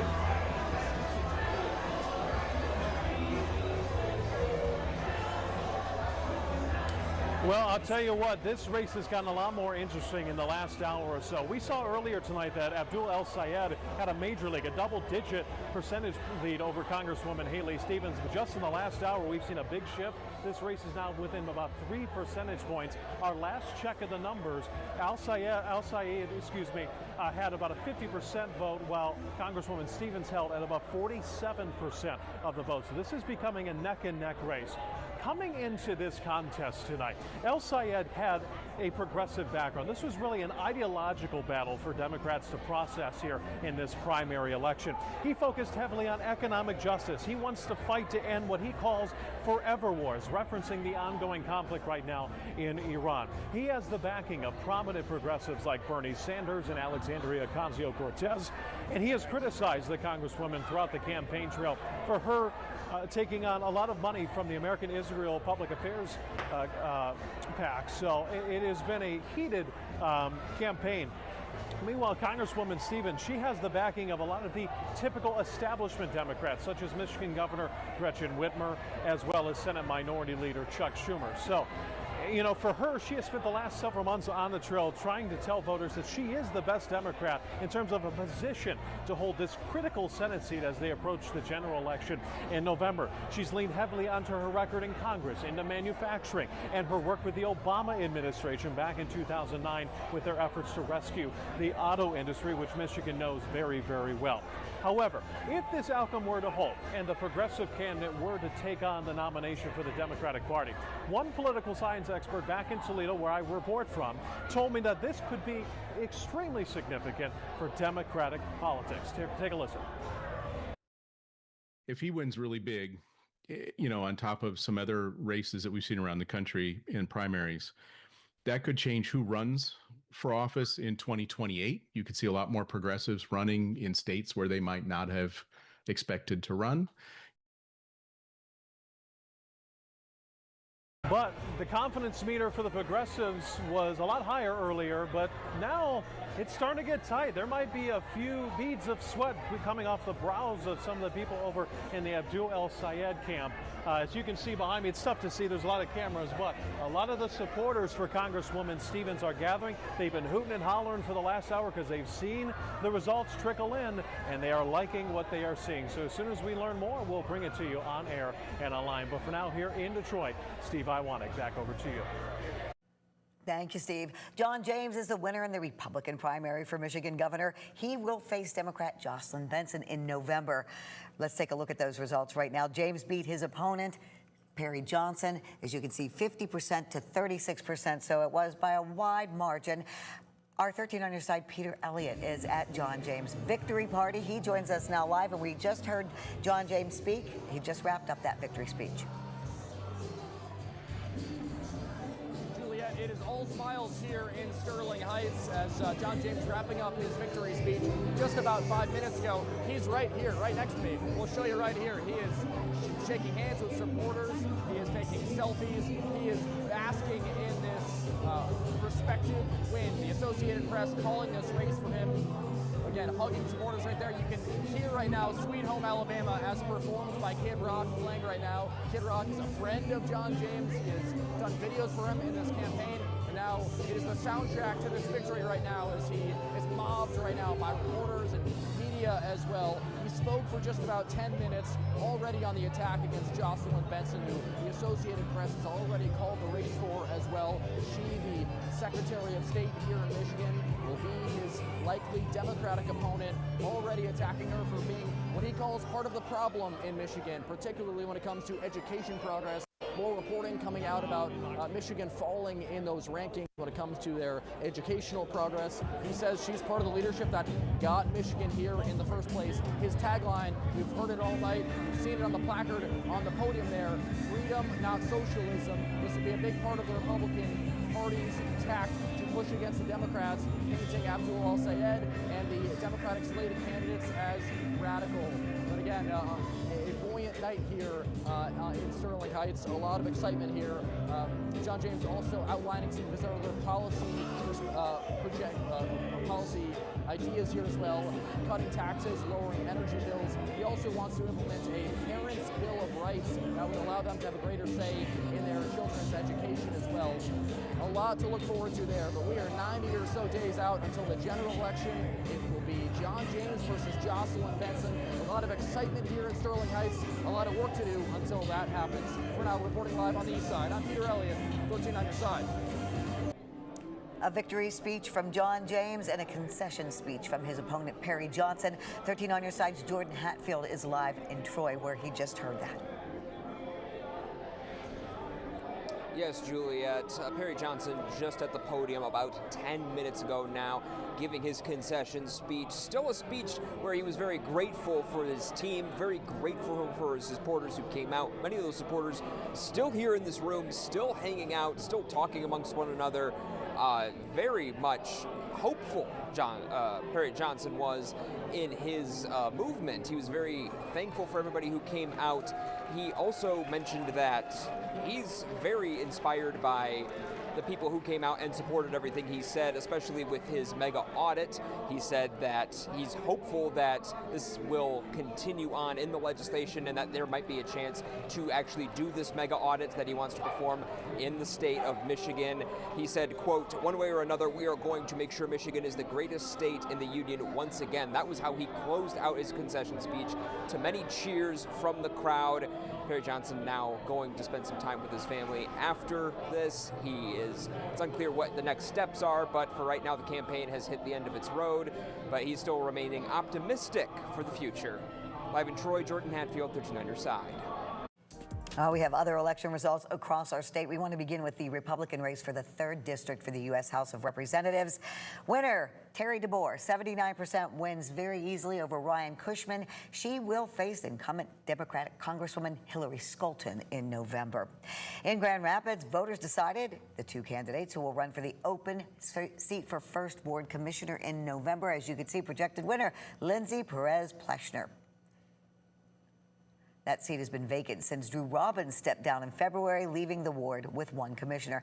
Here's the mental health millage in Ottawa County. It is passing so far. It has not yet been called, but it is winning 57% to 43%. And that is the renewal of the mental health millage, supporting mental health programs, substance use disorders, and more. Voters turned out to their local polling places all day long today. Coming up after the break, we'll take you live to a polling place in Muskegon County. And let's take a look outside right now. A clear night, comfortable out on the weather deck. But that may not be the case tomorrow. Chief Meteorologist Blake Hansen will tell us about the possibility of some rain on the way. Next.